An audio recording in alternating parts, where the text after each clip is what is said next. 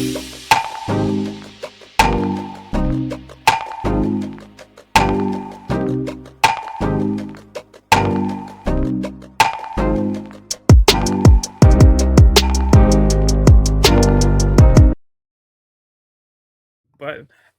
welcome back aboard Blur Force One with your boy Mo and your girl Polly, and this is the Supercast.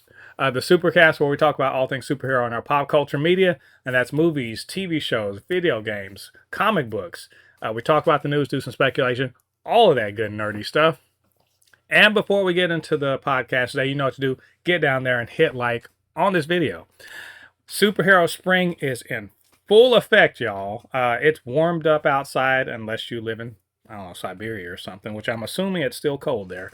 But the superheroes are here to thaw us out with their laser vision and, all of that, the drama going on in their lives. Because we have not one, not two, but three superhero shows going on simultaneously.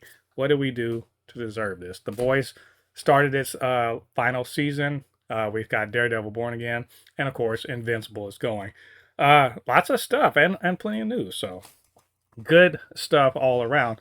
Before we start talking about all that good stuff, you know what we got to do? We got to say what's up to our resident Reed Richards, anti-Reed Richards fan club, ardent Doom supporter, and of course, comics aficionado. That is Polly. Polly, how you doing? What you been up to? What you been up to, nerdy? I'm doing great. Had like so little sleep today, but still, I'm doing great. I have been up to some nerdy stuff this week. I've actually done some things. I've read some comics. Not a lot, but some. I played a lot of Marvel Rivals. Mm, I did watch some movies too, and I think I wrote about that on my threads. I watched It Chapter 2, which I didn't necessarily like because it was weird and not scary. It was, the first one was kind of scary. The second one was just weird. Right. I watched some thrillers though. I watched The Housemaid because I saw the trailer for that. Yeah, it's not something I would normally watch, and but I watched the trailer for that, and then I was like in the mood for something creepy and weird. I kind of liked it. It was good.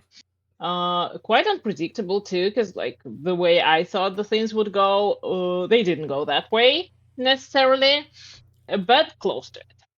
Anyway, pretty good movie. And then I watched an old thriller movie, Black Swan, which I actually really like because that it came out a long time ago, and I'm surprised that I haven't seen it, but like it's not my usual genre, so well, I guess it makes sense. This is the original, not the remake with Natalie Portman. No, that's the remake. Yeah. So you watched I watched the yes. You watched I watched Natalie Portman that one. Okay. Yeah. Oh, I wanna see the original now. What year did it come out? I don't know. I just know that Black Swan with Natalie Portman was like a remake.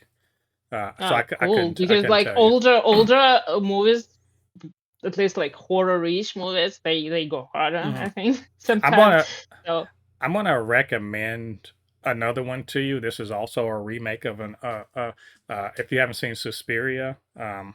So that's that because it's kind of in a similar vein because it's about a group of dancers at like I think they're sequestered in like some kind of warehouse or something like that, and then they somebody laces their shit with drugs or something, and they have a Oh, they're tripping. Okay. Oh yeah, but it nice. turns murderous apparently. So also good. Also good.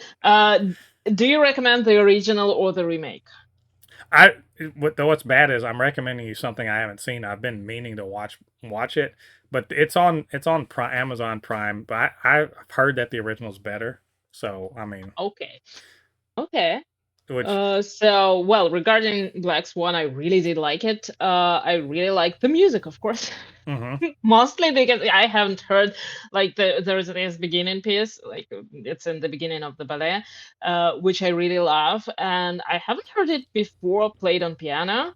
I was looking for like some adaptations for piano, but I haven't found any, and this movie had one, and it sounded really good. I Mm-hmm. really want to play it. It's very difficult. I probably won't be able to, but I want to try. So yeah, really enjoyed that. And of course, yeah, like I said, I read some comics too. So the week's been good. Oh, and I watched everything. I did like actually catch up on Invincible. Nice. I think I watched the new episodes before you. You definitely So did. that's dedication. I definitely, this week was, there's no excuse. I waited literally until like a few hours ago to finish watching The Boys and Invincible. But I got through them, and of course, Daredevil watched that. This week was, it's the spring. I keep telling y'all, I'm busy. I'm busy doing things outside. I touch Touching grass grass. on the regular. I like literally all the time. So, but that doesn't mean I hadn't seen anything or do anything. I got caught up on Abbott Elementary, which is a show I love, and if y'all aren't watching it, that's too bad for you because it's great. Um, Also, watch Tick Tick Boom, which is a movie Ooh. I would like. Look, I like musicals and stuff like that, but I'm the first to tell you that I don't gravitate towards them. I'm this weirdo that whenever I'll be like, I don't really want to watch the musical, and then I watch it and I'm like, this musical's a fucking amazing. Like that's me. Literally every single musical I ever see, I always do that. So I'm not surprised. My daughter, she's going to go to school for acting, for theater. So, and she's been in musicals. I've seen her in musicals. So this was particularly close to her. She wanted to watch it, and it's great. It's a great movie. It is. I mean, really like loved it. Andrew Garfield reminds me that I think he's a vastly underrated actor. He doesn't get nearly. He's not in nearly enough things, and he doesn't get the credit that I think we should give him. And I enjoyed it. It was good stuff. Also, um, I took a lot of pride in the fact that I got you to watch it chapter 1 and 2. Now you got to watch Welcome to Derry. So so now you've seen everything you need to watch it Welcome to Derry. Even though I will also recommend that if you really want to do the deep dive, watch The Shining. I watched The Shining. So you've seen The Shining, okay? And you've seen Doctor Sleep? Yeah. Okay, well then you are ready, absolutely ready for every aspect of this movie. I could even say watch Dreamcatcher if you haven't seen. Well, actually, I actually liked Doctor Sleep a little more than Shining in general. Mm-hmm. Right. There. Yeah. That and like Dreamcatcher, you don't have to watch it, but I think it'll kind of add something to this. But I might. It Welcome to Derry is really good. I think you should watch it. Since all that's fresh in your mind. Also, I was deep into the Artemis 2 mission during this week, and in fact, I think within what time is it? Probably in a few hours. Actually, it might be right now that they're going to be touching down. Are they gonna have superpowers? my daughter asked the same thing. It's like that. If you don't get superpowers on an outer space adventure, what was the point? You probably shouldn't even come back. Yeah, what was even the point if you didn't get? I think it was supposed to be 7 p.m. Pacific time, so probably in a couple hours they'll be touching down. But I'm really deep into that. That was dope.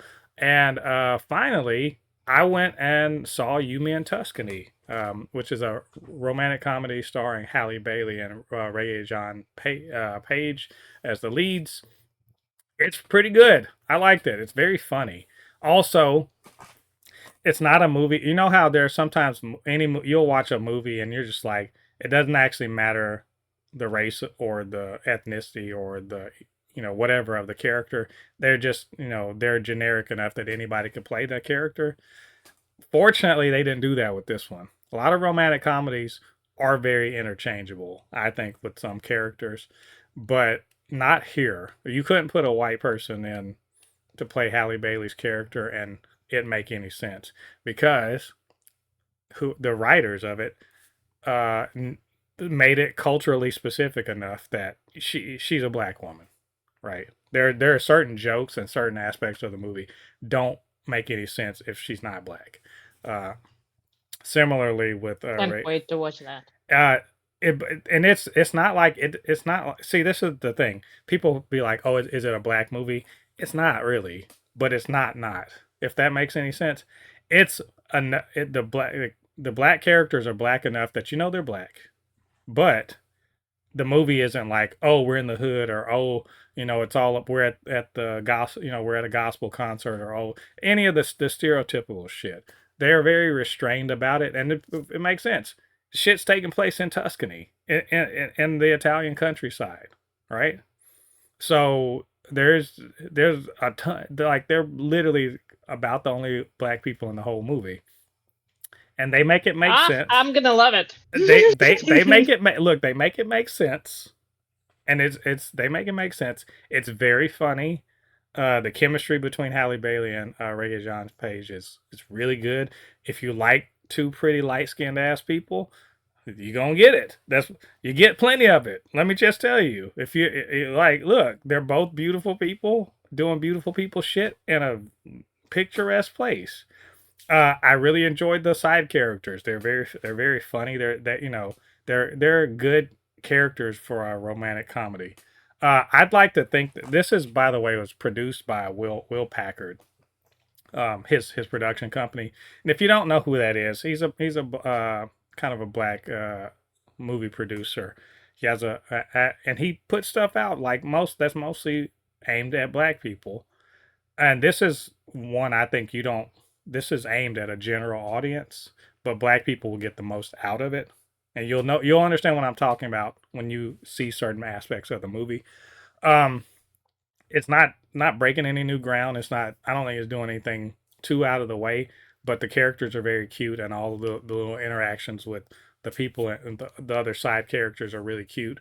And look, I believe that they got together for the reason they got together, right? And it was satisfying. I think it's fun. Take a date. Go have fun with a good little date movie. And if you don't have a date, that's okay too. Take your girlfriend. I guess. Guys, by the way, dudes, like they're dudes or dude bros or whatever. This is not for you. This movie isn't for you. But but if you want to take your girlfriend to an enjoyable little thing that y'all can both laugh at, this is it. You'd have to drop some hints. Yeah. So that's all. Yeah, that was all I did. I didn't read any comics or anything like that. Didn't play no video games. I was just lamenting the fact that I cannot play the open beta of Invincible Versus, but that's okay. That's all right. I'm gonna play it on the 30th when it drops. So with all that said, I do have one more nerdy thing I need to do this week. You know what it is? It's gonna be. Do I know what it is? Nerding on a budget. That's right. You know what I like to do? I like to get cheap stuff for my my action figures and movies and all that other stuff. So I nerded on a budget this week. Yeah, and you have not seen these, so it's all good. So here we go. I got a couple things. You probably saw it on my threads, but that's fine. You get to see it again.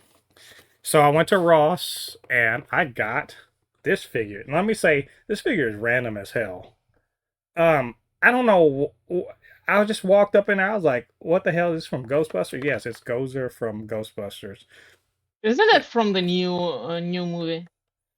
No. Or is from the old one? No, it's from the first one. Because this I watched it once. Not the first one, the second one. This was the one where she was turned into, or it was the second one. I can never remember. I think the first one. It's the first one. Yeah, because. So yeah, very cool. This was $8. I just find sometimes I find random ass shit like that at Ross, and I'm just like, okay, I got to have it. Like they're Why do you buy that? Like, if you don't know what that is, why do oh, you buy that? I know who it was. I'm just saying I'm probably not ever going to get any other figure uh from that set because I didn't even know it existed. It's not a Marvel Legends or anything. It's just something that was cool and I liked it. There's something they Well, and have cheap. and cheap. They also, and I might break down and buy it too, but they also have an ET figure, an ET and Elliot on the bike, and it's like $14. I might get it. I'm thinking about it because they got like five of them and they never sell them. The other thing I found this on Amazon with a coupon, so I think it was like about $23. But it's a 2-pack. This is Cersei and the Black Knight. This is the comics version because obviously we haven't seen the real Black Knight, and the Cersei uh, from the The Eternals. Eternals is not not the same as this one, but it's a 2-pack. It's $23, and because it doesn't have the plastic on it, of course I had to take them out. Yes. Sorry, I went ahead and posed him a little bit.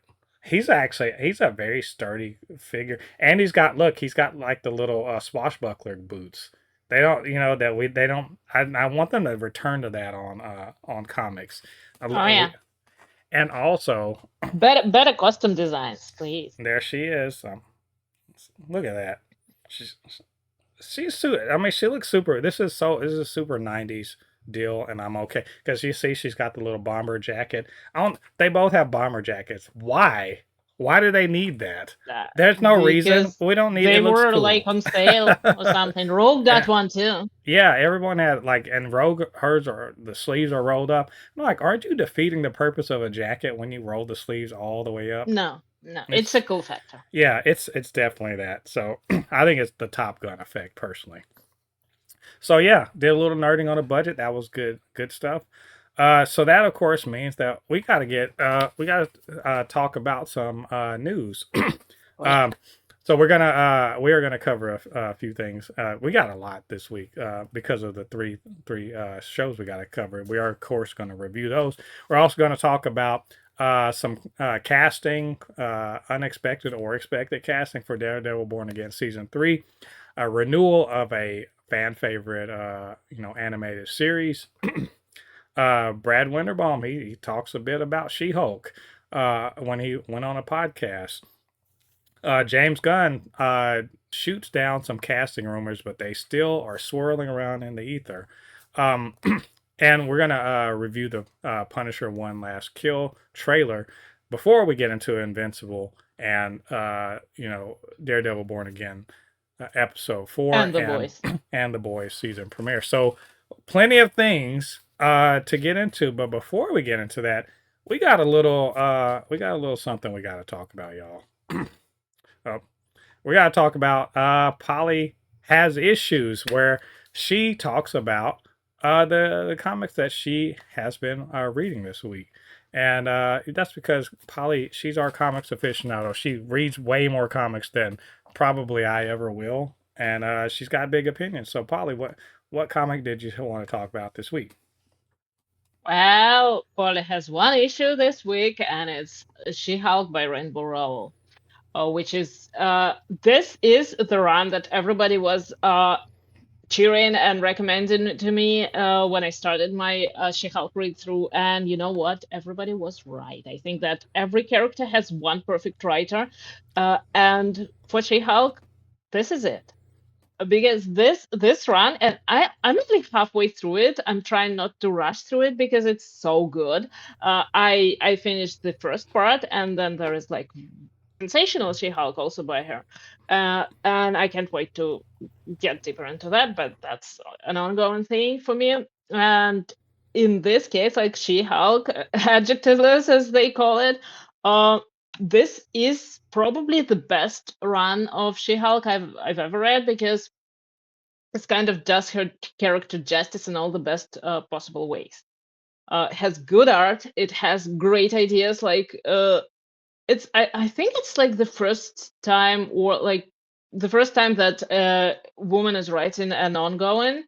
For She-Hulk, if I'm not mistaken, because like I know that Louis Simonson had like some issues, and before that, like aside from team books, before that there were minis and stuff like that, but this one was the first ongoing, and it has such good concepts, such great sense of humor in it. A love story. It's absolutely beautiful. It has all the drama that you would want from a comic book like that. It has like very interesting cases and stories that She-Hulk has to deal with. It's amazing. I would definitely recommend it to everyone. Doesn't matter, like if you like the character, this is where she's written the best. So that's it. Nice. I love She-Hulk, and I'm glad we're you were reading it because we're going to talk about the show later. Oh yeah. Oh yeah. So you guys go check out go check out She-Hulk because Polly says it's good. So if she says it's good, I'm assuming it's great. And I know good comics. Yeah, I'm assuming it's great and worth your time. Um, so that being said, we do have one more thing we want to cover before we get into our news. And I don't know if there's going to be an ongoing thing. Maybe we just have a discussion topic before we get into the news. But this week was the week for one of your favorite people in comics to sort of get into it, and that is, of course, Rob Liefeld went feet first into kind of a bit of controversy. To shit again. He definitely had some strong opinions. He caught some flack, put his foot down about it, and he did not tiptoe around any of this at all. I feel like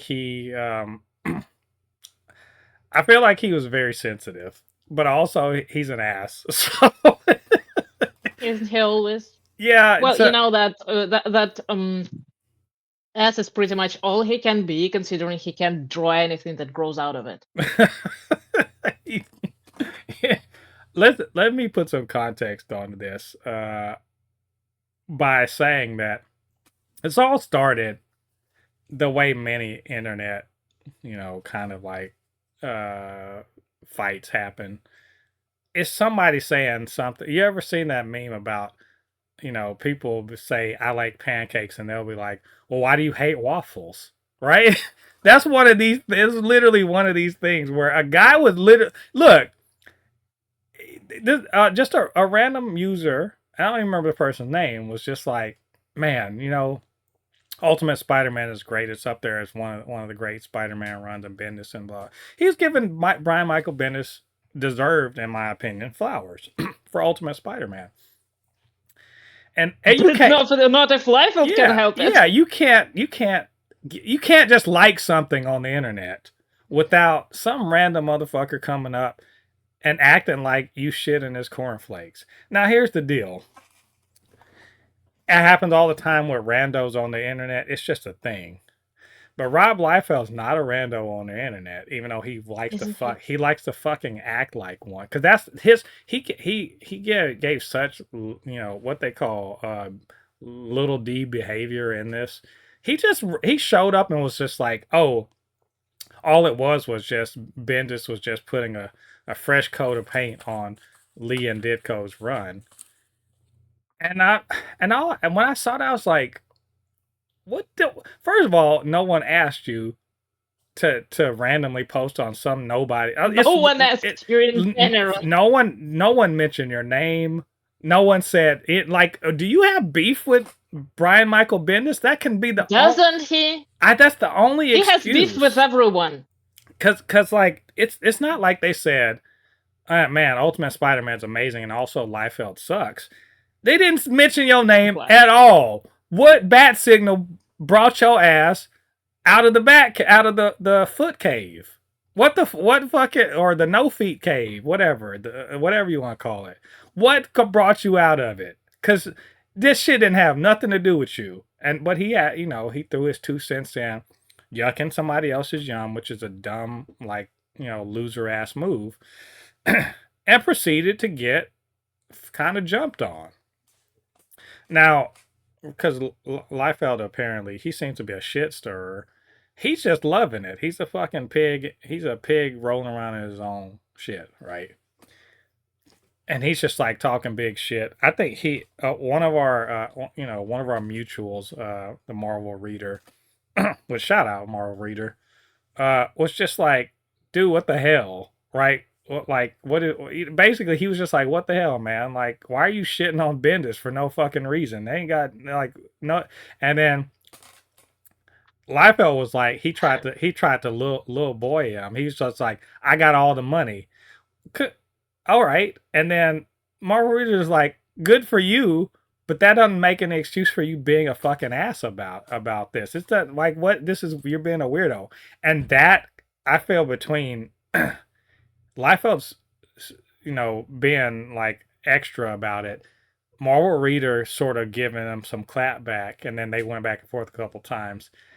And it sort of started like rolling downhill from there, and a bunch of other people got in. Hell, I said some shit too, but it was just because he was being an asshole to Marvel Reader, and some other people got into it.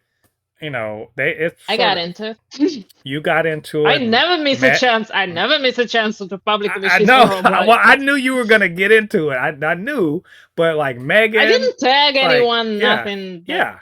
Well, to say something. Megan of Vigilante Vibes had some things. Joe said some shit. A bunch of our mutuals like waded into it. And then Liefeld, he's out there just like loving it. The thing is that then after that, like Mike Choi was kind of defending Liefeld being an ass. Yeah, but you know what? His line of defense here was incredible to me. The post started with like a story about how some kid came up to Liefeld at a con and like gave him an anatomy book, drawing book, and laughed. And like this was offensive. In any other case, I would say yes, it would have been incredibly offensive. Not on this one, because like this motherfucker, he didn't even try to open the book. He didn't even look inside. Because if he had, he might have been might have learned something. I did like Mike Choi was just like, well, he's always been nice to me, which is a weird fucking way of saying, I know people think he's an asshole, but he's not an asshole. Okay, cool. Mm-hmm. The bully doesn't bully you, but like, you see what he's doing, right? Like, okay. Also, Michael Avon Oming, who is the artist for artist and co-creator of Powers with Brian Michael Bendis, said some shit. But here's the thing: he didn't say nobody's name. That's the beauty of it. What the saying in America is a hit dog will holler, right? So he didn't say nobody's name. He just said, hey, if somebody's out here shitting, or if one pro is shitting on another pro, unprovoked, no out of nowhere, they're insecure about something. Even no matter how successful they think they are, in their minds, they're insecure. And Liefeld jumped right into it, and I'm like, bitch, he didn't say your name. You were not mentioned. Everybody knew it was him. It was him, but this could apply to literally anybody. No, I mean, I'm just saying. I don't know. Like, I mean, there are a few other creators who do that, but Liefeld does it. Like, not occasionally, he does it systematically. That's what he does. This is his opportunity. See, like, the opportunity to be a better person, or just to be a bigger person about it, or to just fucking leave it alone. He is on the highway to hell, and he has every 10 steps is a fucking off-ramp. He could just get, at any point in time, he could just turn away and shut the fuck up. And yet, every opportunity he has, he's quadrupling down. And he's not a smart man. He's right. He's like, I'm rich. Like, Deadpool makes me rich. Yeah, that's his only argument, literally. Congratulations. You know who the money of Deadpool. You know who the fuck else is rich? Goddamn Elon Musk. He's not a fucking genius. He's not cool. Well, And he's got the same problem. You know what the problem with Liefeld is? He's got the same problem that Elon Musk has. All the success that should make you just be happy with being successful, and yet he wants motherfuckers to love and respect him.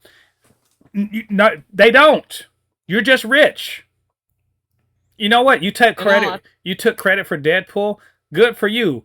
None of the work that anyone gives a shit about on Deadpool had anything to do with you. You didn't establish, but pretty much every aspect of the character that anyone cares about was done by better writers and better artists and better people. And you're like, I made millions. Good for you. No one gives a fuck about your version of Deadpool. No one wants to be a friend. Yeah, it's fucking like. I mean, you know, this whole thing was about legacy, like in general, because about legacy of Brian Michael Bendis, and like he does have a legacy in comic books, because he co-created like amazing characters like Miles, Riri, Jessica Jones, Naomi. He wrote epic crossovers like Avengers Disassembled. He wrote House of M, Age of Ultron. He's a brilliant writer and he's a great artist. And he already has an awesome legacy, regardless of what Rob Liefeld says. Yeah. What is Rob Liefeld's legacy? Like, what did he contribute aside from like multiple jokes about feet? He can draw. He can write. What events is Liefeld known for? Yeah, I mean, because his time at Marvel came to an abrupt end because of Image, which is fine. Like, I mean, his legacy as being one of the co-founders of Image, I'll never take that away from him.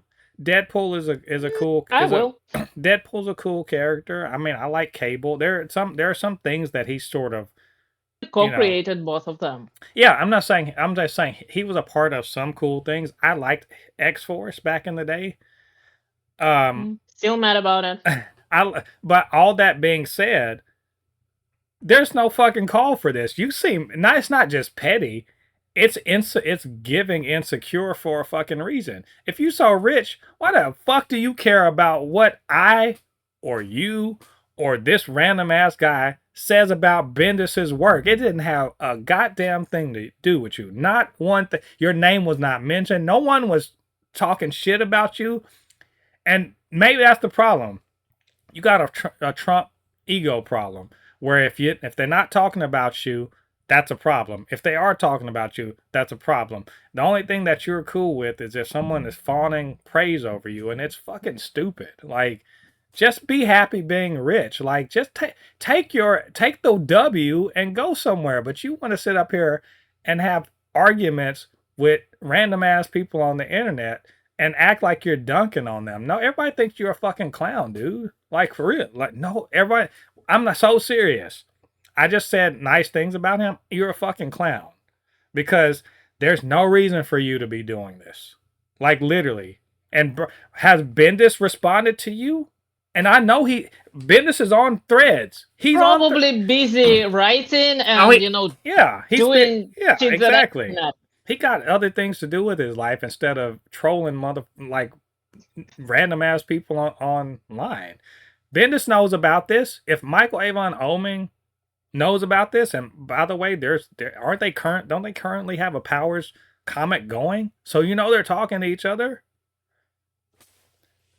That he knows, and he doesn't give a shit. He's not even dignifying any of this shade that you threw on him with a response. And you're out here looking more and more petty every fucking day. Even Mike Choi had to walk back his defense of you once he realized what the fuck was going on. You know what the saddest part is? That is a grown-ass man. He's more super grown. He's damn near retirement age. Right? He's like... And he should retire, because, like, God, please. It's just really pathetic. Yeah. Because you could have, like I said, take a win and leave. No. Fine. Sad. Embarrassing. That very, very sad. Yeah. But he still can't draw nowadays. I think I said like he's the original AI slop, and people were like, he didn't trace things. I was like, bitch. First of all, he traced that shitty ass Captain America picture or cover, You but know, if he traced things, he could have like gotten the anatomy right. but That would have been an improvement. that's why I was saying he's AI slop because his anatomy's fucking weird, and he can't draw hands and feet correctly. Like his hands and feet are weird too. Have you seen his weapons? Well, Like, I mean, this is a gun. yeah, look, that's the least of our problems. He can't get feet and hands correct. That's the deal. And I'm like, you're drawing Everybody superheroes. talks about feet, but It, like feet are the least of his problems. Because like, yeah, you can hide feet, you can hide hands on the stuff, whatever. No backgrounds, horrible anatomy that like it's inhuman. The same face on everyone, and it's his face. and is he Poorly being? drawn his face. Is he like he's giving his inkers all the work in the world? Like they're having to fucking work. They're having to fix his shit. So anyway, this I just wanted to kind of bring that out because like, And we're like, I think we took like 20 minutes. Well, I knew you wanted to talk about it, but like I've just been watching it. And I'm just like, and it's not it's dying down, but it's still ridiculous. So anyway, Liefeld, be better, and feel free to troll us. I don't care, block us. I don't give a damn.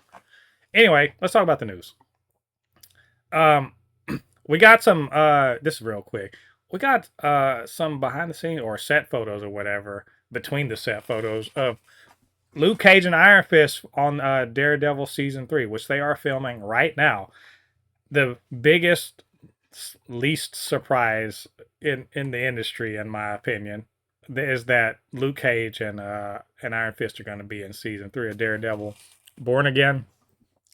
Because Kristen Ritter's already back. If you're going to bring back, look, you can't bring back Ringo and then not bring back, John and Paul and George. They just call Jessica Jones the Ringo of the Defender. I think if anybody would be the Ringo, that would be Iron Fist. That's you know what? We're not gonna do this. I was gonna if anybody's the Ringo of the Defenders verse, yeah, it probably is. But if you're gonna bring back, how about this? I'll fix it. If you're gonna bring back Paul, you got to bring back George, John, and Ringo. So who's going to be take some like necromancy? So let's bring back Ring, and if we're going to bring back all of them, we may as well bring back, what's her name? Why can't I say her name? Jessica Jones? Yoko Ono. We're gonna bring back Yoko. Okay. So how about this? Iron Fist will be Yoko, and then we'll also bring back Jessica and Jessica. So we'll have Misty and Colleen Wing. Is that fair? We'll bring back Misty and Colleen Wing too. I want it to happen. Either way, like I said, least surprising news. I don't know. You saw the pictures. You excited? Absolutely. And like speaking of Jessica, I don't know if we covered it, but like the trailer, the short trailer where she mentions Danielle. Yeah, we didn't cover it because I did not watch that trailer. All of these little pre-episode trailers that I'm like, I don't watch that shit. I want to watch the episode. Like I get it, but like no, I don't watch those. But cool. I can't wait to see the AVTF act like they're gonna try to bring her in. I cannot wait because she's bulletproof and she's super strong. I don't know what. She's not bulletproof. She's not bulletproof. Oh, I thought she was. She's just super strong. Just super. She can't fly and she can't fly in this, can she? She can. That's lame. I like her a lot better in the comics. Like she can fly and she's basically super powerful and whatever. But Luke Cage is bulletproof. So we're gonna see. Very cool. Good to see.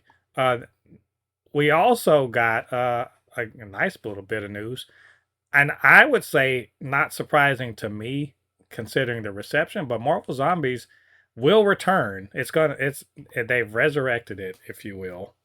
But I'm not surprised by this.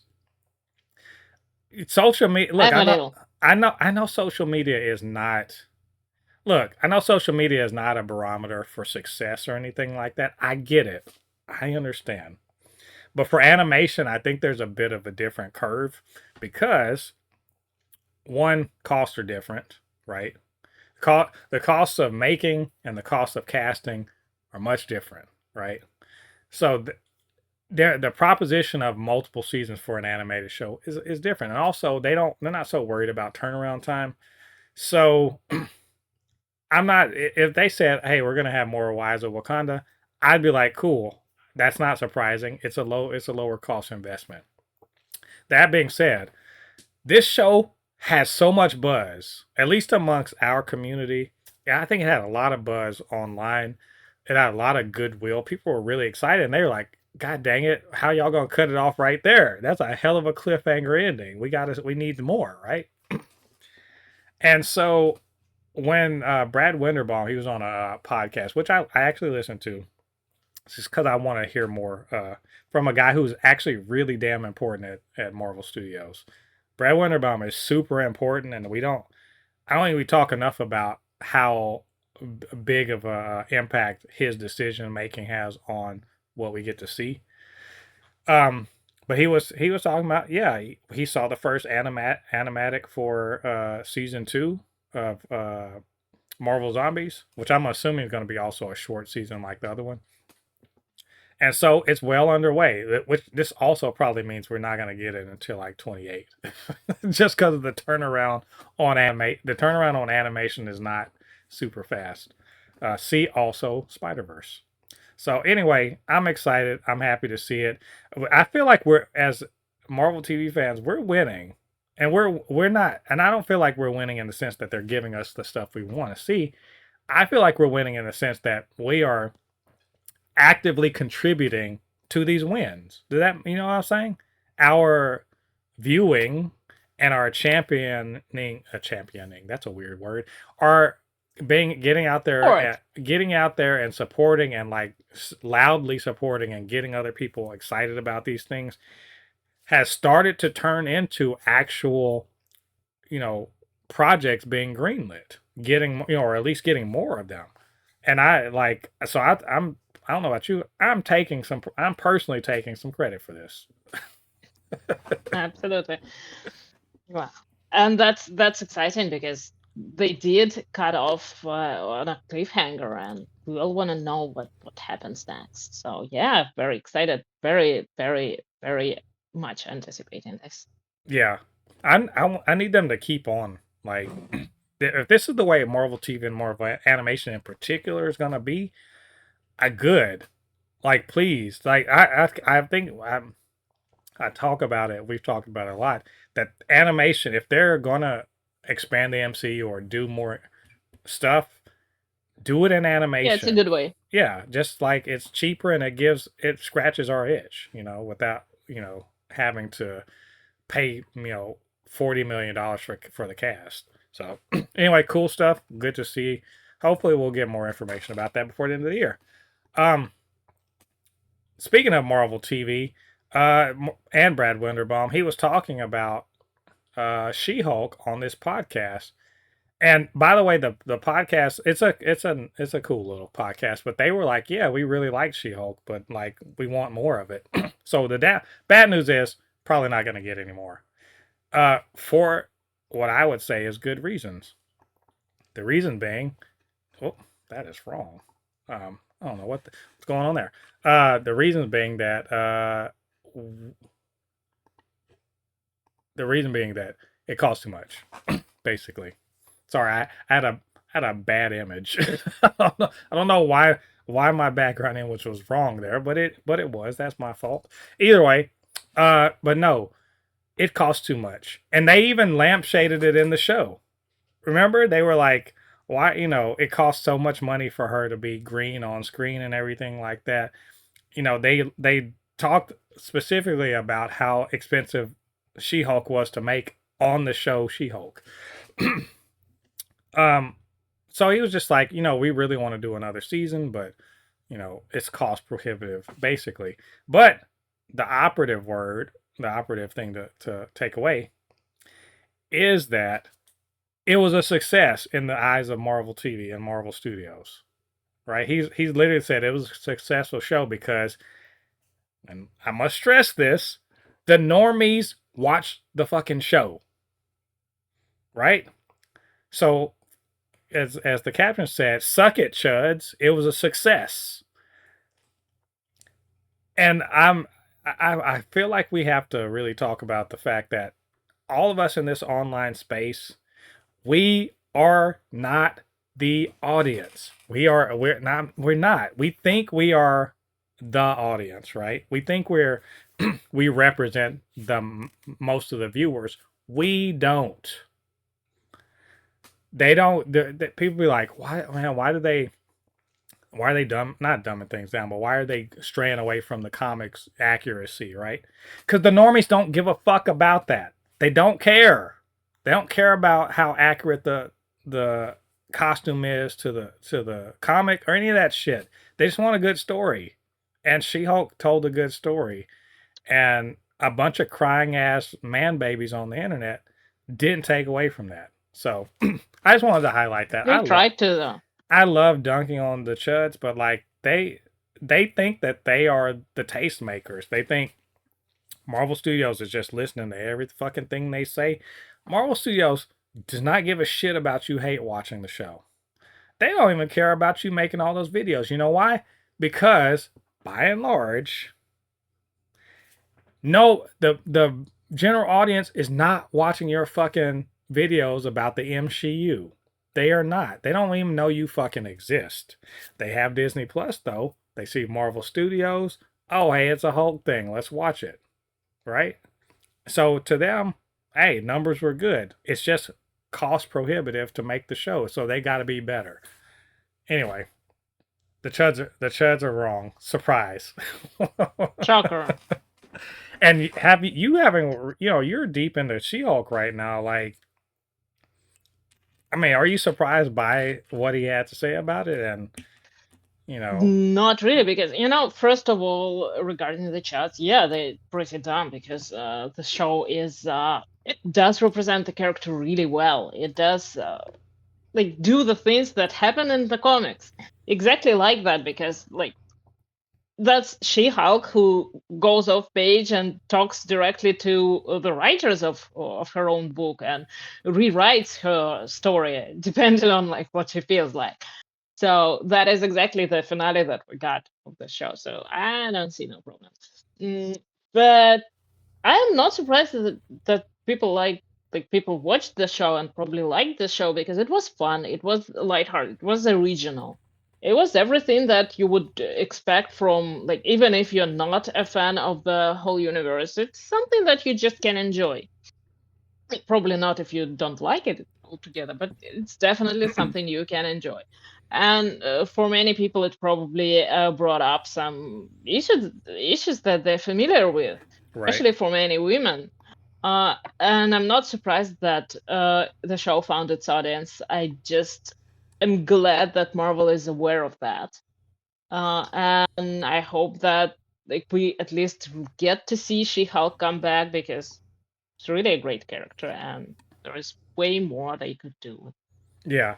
Yeah, I agree. I just don't think it's gonna happen until they can figure out the the CGI situation. Unless they're gonna literally just paint some, tall ass woman green. Like remember they had I would still watch that. Remember they did have one or two actresses who were really tall that they kind of had in a green suit.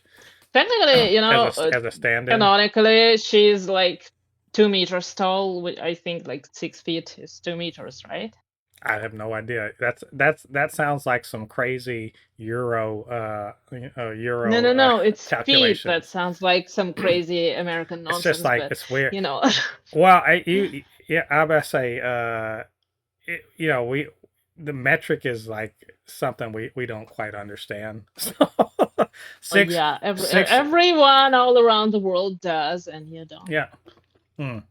Nice. Which is funny. You would think Rob Liefeld was European because he doesn't understand feet either. Anyway, this is cool stuff. We don't want him. You keep him. So, yeah, suck it, Chuds. But we can maintain hope. Maybe they'll just make more animated shows. That would be. Would be amazing. Please do that. I would love it. I think there are Just things. continue the same thing, the same story, but in animation. Why not? Yeah, I think there's things that they could do with it. In fact, I think they could like kind of Rick and Morty it, where it's a lot more adult animation and a lot less Yeah. kid friendly. But we'll see. We'll keep an eye on it. So moving on to let me make sure I'm on the right slide this time. Yes, we are. James Gunn got on social media to respond to a report. And by the way, this is a report from like, what was it, like Deadline? I think it was Deadline. Was like, Yeah, oh, they're gonna, James Gunn and DC Studios are close to casting Maxima, which is a character I do not know. I will say that right now. I don't know who this character is, but looks like I think she's an alien that looks. It's surprising how many aliens are just white, but whatever. Then she comes to Earth and she's like, I need babies, and I need it from the strongest man possible. Oh, Superman, I pick you. that's that's my understanding of the character. Look, if I'm wrong about it, it's all good. Y'all let me know. I'm not up on it, but excuse me. They're talking about casting for that character, and James Gunn was like, "What the fuck are y'all talking about? None of that shit is true. What I don't even. What are you even talking about for Man of Tomorrow? That's not real." And yet, like within like an hour of him saying that, they're like Deadline and Variety are like, well, apparently that was not wrong. And then Variety later on the day was like, but seriously, they are casting these. They are casting this role, and these are the women who are potentially going to be in the running for it. Which begs the question, because since then James Gunn has not he responded within like minutes or whatever, an hour of their initial post, but he has not responded to the other one. So I feel like there's smoke, smoke in the air and possibly a fire that the character Maxima is going to be in Man of Tomorrow, that they are, on the finalists, and that we will possibly find out soon because apparently they're going to start filming next week. So here are the women who are who are in the running. Let me see if I can make sure I have this up. If my browser would catch the hell up. I know Adria is it Arjona, who is, if you know her, she's from Andor. Grace Van Patten, Sydney Chandler, and Eva Domenici are the women who were mentioned. Grace Sydney Chandler, I believe, what was she, in Alien Earth? Am I right about that? And the other two, I do not know. I have no idea. I know only the one from Andor. Yeah. And the other two, I have never Sorry, I have never seen in my life. So Alien Earth, I think she played an android. I have not watched Alien Earth, but I know I know her face. The other two, I don't know. But apparently they are the finalists or something. They've done screen tests or something like that. I mean, not surprising. And I don't love talking about casting news too much, just because, I mean, most of it is bullshit. And even when it's not, it's like I'm not excited about the person so much as the character itself.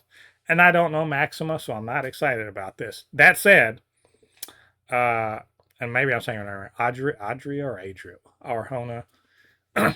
She's pretty cool in Andor. she's got such a great face. She's really good.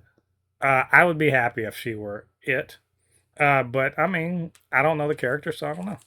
I got nothing else to say about it beyond that. I just think it's interesting that James Gunn woke up and was like, what the hell is it? You know what? How dare you?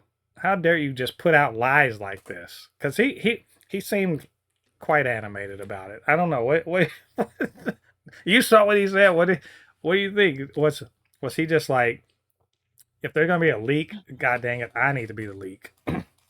I don't know. It's just weird because after if Variety posted it, it could have been a scheduled post, mm, as well. But I don't know. It's just so weird. Like you said, I'm not really paying attention to casting news unless they're like official, like triple official. Um, but this kind of leaks. I mean, I don't even know why that would be a post. I mean, not just a post, but an article. They gotta talk. Look, What the hell are you doing? they, You they, gotta talk about they something, gotta talk and about something. I mean, they have to justify but their there is existence. a lot of stuff going on. There is a lot of entertainment news going on too. I don't think this is the top of my list in No, general. no, definitely not. Okay, good. If they are really like, if this is real, then good for them.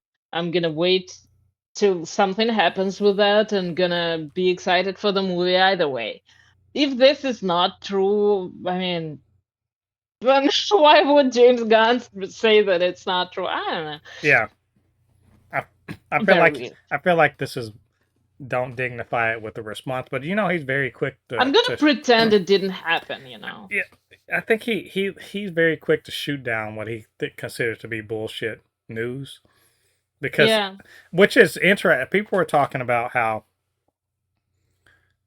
James Gunn's reaction, like his the way he runs his communication, it's not the same as Feige. Feige just kind of lets shit right. He's not gonna look. Feige's not on Twitter or Threads or anything like that. He's not sitting up there personally, typing anything out. That's not the sort of person he is. So people run with all sorts of fucking stupid rumors and everything like that. I mean, I just saw a bunch from like the Insider about what's plot points and seek or in Doomsday, plot points and Brandon. They just run with the stuff, and Marvel social media doesn't combat it. And so it's like people are like, he should be doing that because all these rumors are swirling around. And I don't know if one is necessarily better than the other, but I think they're doing the right thing for their particular companies because Marvel's a behemoth. Like they're so big that small rumors are kind of like whatever, they're not gonna make or break whether or not somebody watches their movies, right? And whatever the rumors are, they ain't really getting the normies. And if they do, all they're going to do is make the normies want to come see if what the hell they're talking about. Versus DC Studios, which to me, they're in a position where rumors can sort of affect them. So I think James Gunn sees it as kind of his duty as like co-head of the studio to sort of shoot down stupid shit before it becomes a thing, before it becomes expectation. Because that's what they're in the expectations management game right now. They're still, well, we got one movie so far in the DCU, and the second one's coming out soon. They got to keep the momentum rolling, and dumbass shit, messing around with their momentum. They're so, the analogy is, a snowball versus an avalanche, right? A snowball rolling downhill can be stopped quite easily. An avalanche, not so much. They're at the snowball stage, so they kind of got to, you know, deal with any obstacles. That said, I think this is real. So it's probably real because he didn't say anything about the second one. So clearly something's going on. I cannot believe he just like, you know what? I've I've had my one. I've said my one little thing on Threads for today. I'm logging off. Nobody believes that. Even though he's gearing up to start filming next week, he had the time that morning to say something. So anyway, we'll see. We'll keep an eye. We'll find out if any of this is true. So that takes us to the Punisher One Last Kill trailer. I don't think this is going to last entirely too long because there wasn't a lot in this. It was a teaser, wasn't it? Yeah, it's a teaser. I hope. I mean, I'm sure they'll have a full trailer because it's May 12th. So we're like a month out from it. We'll probably get a real trailer in the next couple weeks. Um, that being said, look, it looks like a Punisher thing. Looks they said, hey, let's keep on the same energy that we had with Daredevil Born Again season 1 and the Punisher Netflix show. A lot of people are going to get shot in the face apparently, and Frank Castle might be losing his mind. I don't know. No, Yeah, like more than he usually doesn't have. yeah, I'm like, here's my question: is this the way you walk around every day? This just how you live day to day? You just got like, you know, these mental ghosts that are just like shit talking you or something like that. Oh yeah. I'm like, oh great, you're pretty effective for someone who's got clear psychological problems that could be like he's saying actual visual hallucinations, and he's still managing to like shoot people like straight in the middle of their forehead. So I'd hate to see him clear headed. Good, if he's clear headed, it's over. He's John Wick. Um, it looks interesting. I'm not excited just yet, just because I don't know what the hell we're getting into. But if I mean, he's it is like just kind of like a TV movie, right? Not a show. I thought he was going to be fucking up the ABTF, but he was just like dealing with random ass No, I mean people. it's his own business, like just casually walking around killing criminals, Yeah, saving babies. yeah, it's a Saturday for him basically. He's just enough. He's gonna do his laundry afterward. Hopefully he can get the No, he blood stains out. won't. Yeah, I no, don't think he does that. he looks hella scruffy. He looks quite unwashed. I'm like very unwashed. And somebody take the man to IKEA. He can get a couch. Just you sitting up on a milk crate that's in the middle of a room. Probably Okay. had a couch. He just broke it, Yeah, I don't know. He seems. I don't know. He seems out of sorts, to He's say not the well. least. Yeah, he's definitely not well. But which is the people he's fighting with definitely not going to be feeling well.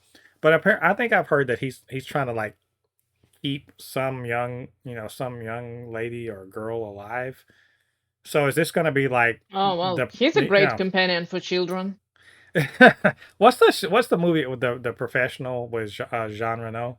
Yeah. It's Leon. I think it's called Leon in Europe. It's called The Professional here. Yeah. So it could be that, and if it's that, cool. So I don't think there's much more to it though. I wish I wanted a little bit more. I was gonna do a reaction video. I was like, I'm glad I did. There's nothing to react to. There's not enough meat on these bones. I'm picking poor Robin clean, so to speak.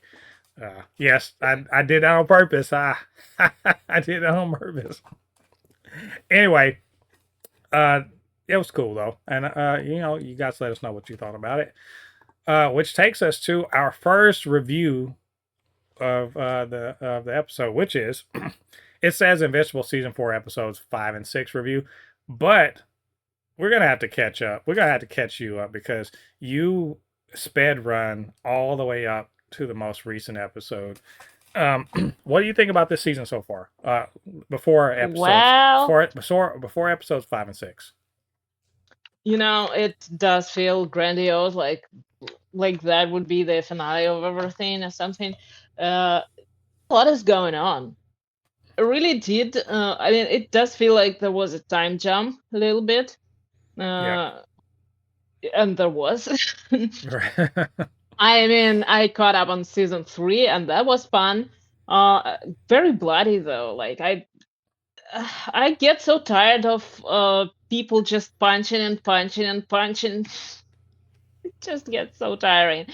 Because every fight lasts like 15 minutes, and it doesn't need to be that long. Just please stop at like 3 punches. I got the point. You punched someone very bloody, and they all get up and walk away from it. Except for the last one. But it's fun. It's fun. I like the character development. I like where the characters are going with their like lives and abilities. The Hmm. drama again, that Eve is pregnant drama. Oh my god, so much to deal with, and uh, leave it to Mark to like fuck it up. He's, I always thought when reading the comics, I was like, this is what if Spider-Man had Superman powers. That it's very much in And the, absolutely no game. yeah, he Spider-Man powers. Well, Spider-Man barely has game too. He just something about him. He's a fixer upper. Uh, but it's basically that. So shit's always happening to him.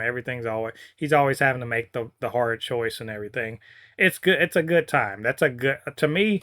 Yeah. The His constant drama with like killing people, and uh-huh. the way they all that Oliver also has this problem, and that is kind of very interesting. And well, it is pretty well reflected in the whole show. Yeah, it's these like kind of tropes or archetypes or whatever Mm-hmm. they work well. You just have to make Yeah. characters that people give a shit about, and then you can follow the same blueprint because it's very soap opery. Um, I these episodes 5 and 6, so basically the eve of and then the start of the Viltrumite War, where the coalition of planets are going are they're ready to deal with them, right? And so, in order to do that, Alan and Nolan have to come back. They broke out of prison. They come back to Earth. They got to recruit uh, Mark, and along the way, they get Oliver also. And there's kind of like episode 5 is Nolan's back. What's he's back, and he's on an apology tour. And Which doesn't go well. yeah, he's on an apology tour, and then Mark and Oliver is sort of coming to grips with the fact that in order to keep planet Earth safe, they've got to take the fight, to the Viltrumites. Otherwise, it's going to come to their doorstep. I get it. And then episode 6 is the actual start of it and kind of the aftermath of the previous, what happened in the previous episode where Mark is dealing with Conquest again. Here's a surprise: not killing Conquest, bad idea. Who Shocker. who knew? Who knew that Yeah. a damn near unkillable killing machine would be a bad idea to keep alive? I feel like, and we can talk about this later. This is going to be reflected in the later on in another review. But this whole I have qualms about killing people thing is Sometimes. it's very odd in a universe where it's pretty clear that if you don't get rid of these guys, it'll never stop. Like Mark is surprisingly reticent to just like make make permanent end to these problems. To be fair, he killed contest, and he twice. Yeah, I mean And he made sure, like he was trying to make sure that they burned the parts. Whose idea was it to keep him alive? Yeah, It was Cecil's idea. exactly. And it's a terrible idea. Like if you're a smart man in charge of a like intelligence agency or whatever, you should be more intelligent. Here's a fucked up thing too. If this is yet another example of why Mark can't trust Cecil. Yet another, Yeah. because at no time did Cecil say, "Oh, by the way, don't be mad. Like, just hear me out. Don't be mad. I thought it would be a good idea. It was stupid in retrospect. Mistakes were made, but Conquest is still alive. All right, you guys go save the universe." He couldn't have said that. No. Now Mark's gonna come back and like, bitch, really? I almost died again.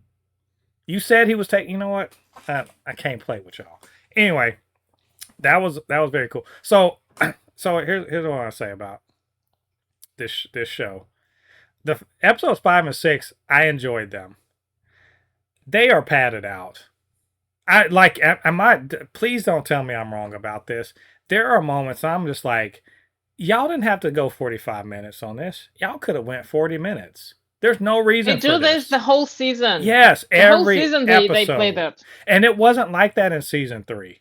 Season 3 felt like there was a lot of shit coming at you at once. And these episodes, I'm like, y'all aren't on network TV. Y'all don't have commercial breaks you're aiming for. Fucking get to the point. It's like they're running out of ideas what to do, like how to fill the time. Remember what I said? Remember I told you about the hell episode, and they were going. Mm-hmm. Mm-hmm. Remember that part I said? They did something similar in this. And look, I'm not gonna shit on it too bad because it narratively I get it. But the whole let's sit down and eat dinner thing, boy, they stretched that out. They stretched out a lot of things in these episodes. Um, on the upside, they fill some of that time with character work. I just feel like they could have been more efficient with the timing on it. Because it feels like you can feel the runtime. That's the problem. I don't care if you're doing you're spending a lot of time on something. If I don't feel like it's a waste of, not even a waste of time, you're stretching it out. That's my problem. I think that at times when they do that, they really do focus on character work. So like the whole thing on the planet while Mark was recovering, that was well done. Yeah, and I enjoyed that. The characters actually needed that time to bond and to like figure out their issues. And it was good that Mark wasn't there. Like to create more conflict. That was good that it was just that time between Nolan and Oliver. And that was well done. But in other times, in other situations, they really try to drag it out. Like, how long did the fight last between Alan and two Viltrumites? Right. And they were punching him and like back and forth, back and forth. But it's not a tennis game. I don't need to be there for 5 hours to watch the ball, fly. It just got tiring. It just got exhausting at some point. Yeah, it's like the opposite of a Dragon Ball Z fight, where the Dragon Ball Z fight, there's a lot of powering up and not a lot of punching. This is like there's a lot of punching, but like not a lot of resolution, I guess you could say. And you're right, it gets repetitive, but they're spending a lot of money on this animation of the fighting, but it feels like the same thing over and over. It's like it's like you're farming XP basically. You're in an MMO, like you're grinding. Yeah, you're grinding away, and it's I get it, but it's also very like it's not interesting sometimes. But then they make up for it by having stuff like the invasion of whatever the name of that planet was, the city. And it's cool fight. Like you finally get to see the traitor or whatever they call his name, the leader of the coalition of planets, like go ham. You see cool stuff like that. So I'm not saying I didn't like the action, but they do get repetitive. I do like the character work is probably the reason I watch the show is the work on the characters. I mentioned Nolan's redemption arc. I do want to talk about a little bit more. Oliver growing up. I think Oliver's voice actor was fantastic in these episodes. I think probably the best person in the whole cast, in my opinion, because he's got to show like some growth and maturity, but also he's still a teenager. He's still mad at his dad, but he still wants his approval, right? He's hurt. He's hurt by what Nolan has said and has done, but he still loves his dad and he wants to like connect with him, but also he doesn't want to connect him because he's a teenager and he's been wronged. He does a great job. Like I really noted good work on the part. I don't know who the actor is, but great job in Oliver's development as a character. The whole Eve's pregnancy thing, that surely won't bite them in the butt later on. Debbie and Cecil is like, the planet is finally Viltrumite free. No, it ain't. Oh well, I mean, it's we'll see what happens there. Debbie's whole so Nolan's whole I'm sorry to everybody. he goes to Debbie, and I think Mark calls him out like, "Are you just trying to feel better about yourself, or are you trying to actually fix things?" Debbie's giving him the fucking business. We've seen Nolan get hurt, right? She hurt him more, I think, than anyone else has in the entire show. And not physically, obviously, but the animation on it was so good that I was like, oh, Nolan. It was like he was getting slapped around by Conquest, and the way it hit him, and he just kind of dips out. But her reaction and her whole kind of going at him and everything, top notch. Like that's what I'm here It's for. not at all surprising that he chose execution over that. Mm. Because I think she's, like I said, she said the most hurtful things anyone has in the show has said to anybody so far, and all she did was sell the truth. That's all she did, tell the truth. Beautiful, loved it. Nolan is going on his little MAGA apology tour, right? I called it the redemption arc, and to be fair to him, unlike the MAGA apology tour, I know you've seen people be like, I voted for him all 3 times and everything like that. But the gas prices, I didn't think that would happen. I didn't think any of this would happen to the gas prices. That's the final straw. And I'm I just didn't like, vote for this. And they're like, yeah, why aren't you guys being nice to me? Because fuck you. That's why. Because you caused this. Yeah. The difference between them and Nolan's like, I am going to do everything I can for the rest of my life to try to make this right. And she was just like, you can't fucking make this right. What are you talking about? You know what you did? Like, there's pretty much nothing you can do to make this right. I just need you to get the hell away from me. And unlike these MAGA, I'm sorry I voted for him people, he's not taking his ball and going home. He's accepting that even if she never forgives him, he still has to put in the work. So I like that part.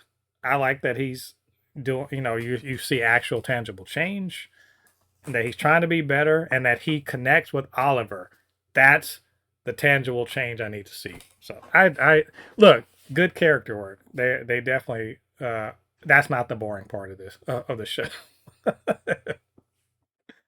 All the way around, I like these episodes.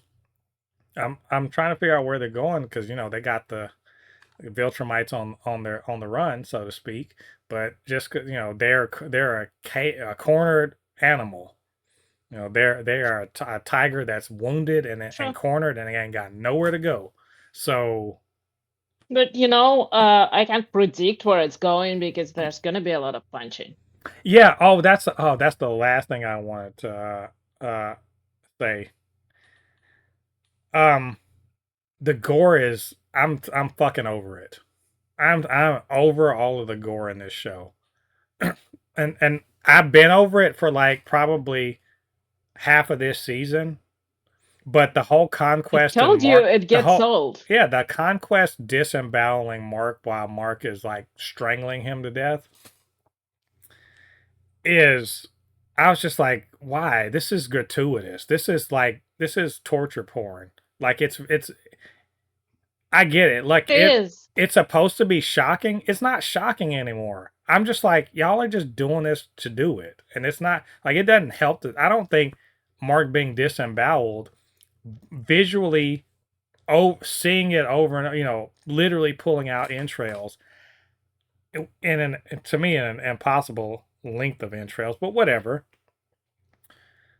I don't see how that. I said the same thing last season when we watched Gen V. Yeah. It does get tiring, and we don't need to see that all the time, because look at the way that Daredevil Born Again does. Yeah. It's not overdone. Yeah. But I think it's the way the show is. It's kind of established itself in that style. And so, regularly seeing blood splattering and drenching everything and heads exploding and all that other stuff, but it loses its shock value, it loses its impact. it's tiresome, right? Like all of that was very. They're just trying to be like he's damn near dead. Okay, I get it. He's damn near dead, but literally just been like, let's focus on pulling the intestines out. It to me, it didn't add anything to it. It's just gratuitous gore, and I wasn't.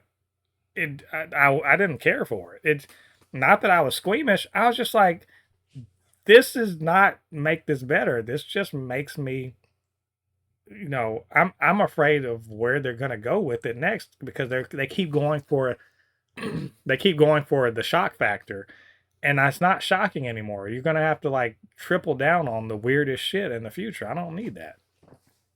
So anyway, I do like these episodes, so we're gonna keep watching. We got 2 episodes left in the season. So let's review Daredevil Born Again season 2, episode 4. Yeah. What was it called? Gloves Off, I believe it was called. I think so. Yeah. What a beautiful start of the episode. I'm gonna say, I don't know. Like, I kind of want you to lead this one. So what was Okay. your Yeah.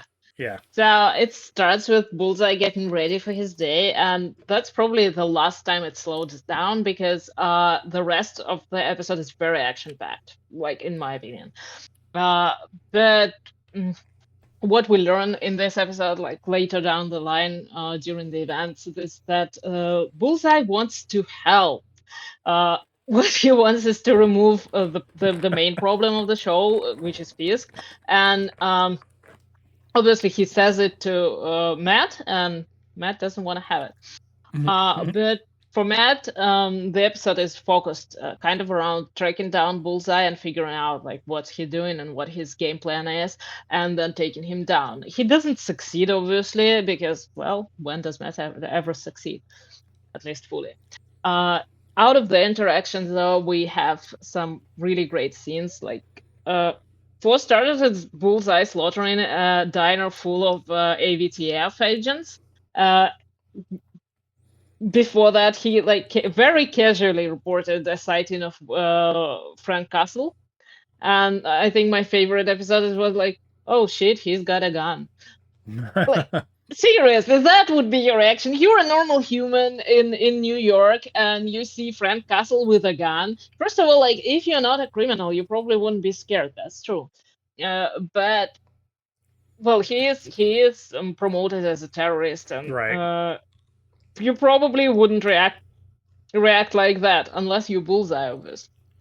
So after that, Matt goes undercover. Is another scene which we all enjoyed, I think, when he goes undercover as one of the AVTF agents to do the tracking, because he can't go around, being Matt Murdock, so he has to have some kind of a what you call it? Disguise. Disguise, yeah, correct. So that's what he does. He puts on the uniform. He goes into the diner. He looks, well, he doesn't look around. He sniffs around and touches everything, completely, ruining the integrity of the crime scene. There, steals the coin, goes to the church. Anyway. That's by the way one of the few times we see Matt in a church, but he finds out that Bullseye was there asking about his mother, Sister Maggie, and we do see also these some scenes where Matt as a child was in this church, which are taken from the original show, Netflix show. So that was nice. But the whole interaction, like then when Matt finally finds Bullseye, who lives like right in front of the church, he comes in, and Bullseye has this routine. He likes his neighbors. He pets the cat, whatever. He cooks eggs. But here Matt shows up, and Matt, of course, like, you're a crazy murderer, gotta take you down. And Bullseye says something that is very important. He says that like one good deed is supposed to absolve him from everything he's done, which is like Matt starts laughing. Even Matt starts laughing because like even in his Catholic mind it doesn't make sense. But the scene itself was really cool, and the fighting, oh my god, it was so epic. So I just really love it. In the meantime, though, that's not the only storyline that's going on, because Karen does team up with Kirsten and with Angela, and they did record all this escaped detainees. They got their testimonials on camera with everything, got this on a memory card, dropped this. The idea is to deliver it to Bibi, which gave us also another good scene. But in the meantime, the captain from the North Star, I think Sava was his last name, right. I think. Yeah, of course, he is one of the ones who gave testimonials, and then they sent him away with the U.S. Marshals. And here is my question again to these two beautiful, smart women. No irony intended here. Why the hell would you do that? Because you can guess, like everybody who watches can guess, right? When they see they did being escorted by this U.S. Marshals, everybody knows what's gonna happen to him and to these Marshals. And what happens to? I knew it as soon as she said, as soon as Matt was like, the Marshals will get you out of the city safely. I was like, bullshit. That ain't happening. You would be better. He would be better walking out of the Lincoln Tunnel in broad ass daylight than follow the. Of course, none of these people know this. They do not know that the U.S. government is more or less okay with what Fisk is doing.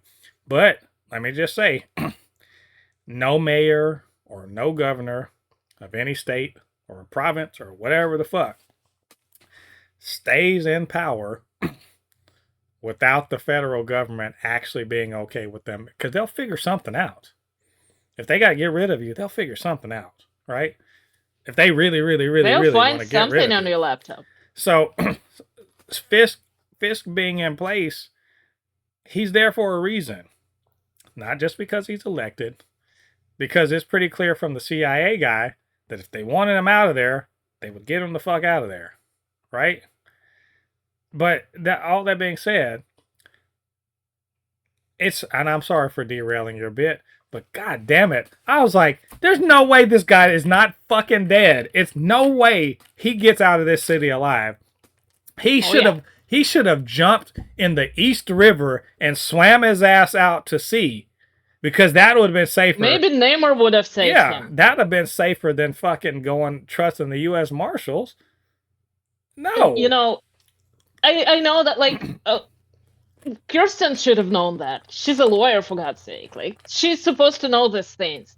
Of course, what happens to him is bug. And that motherfucker is terrifying. I finally saw it. I finally truly saw. Because I knew he was that dude. But I was yeah, absolutely. But in this episode, I think they toned it up. Because he is actually scary, and now it's not just his mild manners and his love of killing people, while softly speaking to them, which is creepy. But what he does in general, how he conducts business and how he reacts to this is absolutely terrifying. And honestly, I want to know more about his motivation, because it can't be just because he loves Fisk with all his heart. Right. We're gonna probably find out something more about this guy soon, hopefully.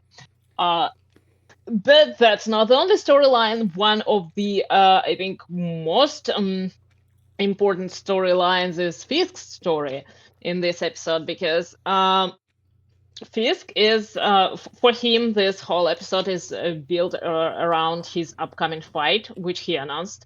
And it is a way, it's kind of a charity event, but it's obviously a way for him to do the violence again with his hands, because he's a brute, and we all know that. And first of all, the first thing he does is he sends away Vanessa for her safety, because he knows that Bullseye's on the loose, and God knows who else. And well, obviously he's afraid, which is good. It's good but scary because people in his position, when they're afraid, they do crazy shit. Uh, so then we get another brilliant scene, because this episode is it's filled with brilliant scenes, brilliant interactions, and another one of those is Fisk being confronted by Mr. Charles, who wants him to deliver the weapons where they were intended to be delivered, and he brings two goons with him who point guns at Fisk. And again, where we find out how terrifying Buck really is, he shoots them both. Obviously, the point is not the interaction, but the point is when Fisk and Buck basically tell Mr. Charles to just follow his decisions, Fisk's, that is. They leave the warehouse, and that guy just sighs out in relief, and he's like, "Oh shit!" So he is, despite all his attitude and bravado, he's also terrified of Fisk and what he can do.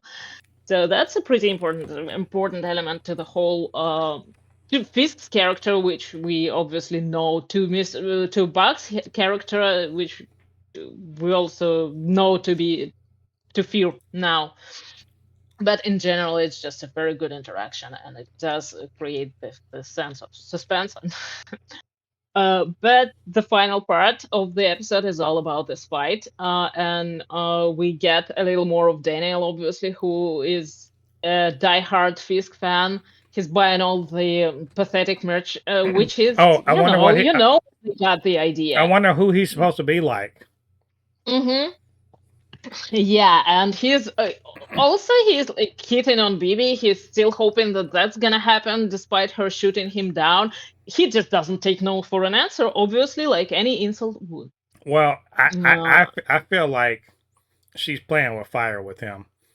Oh yeah, absolutely, because it's definitely the guy who would, like, if you deny him a date, he would be like, "Oh, bitch," and he's immediately angry. Worse than that. He's worse than that.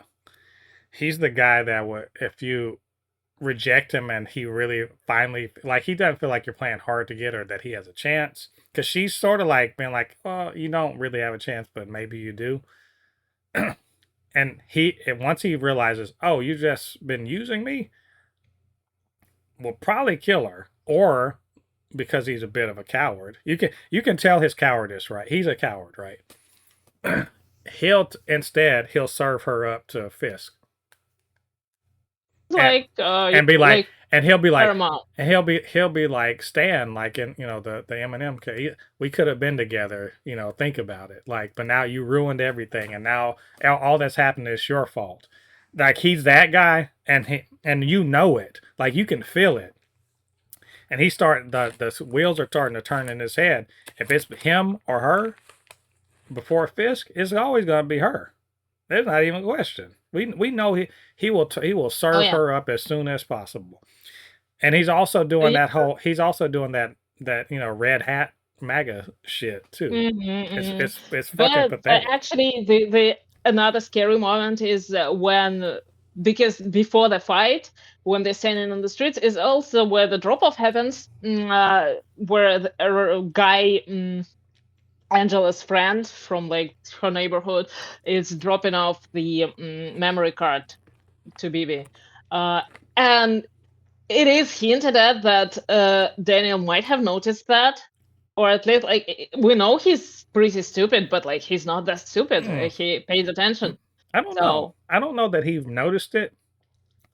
I think he kind of looked at her. It was a little bit of a longer look that you would normally focus on.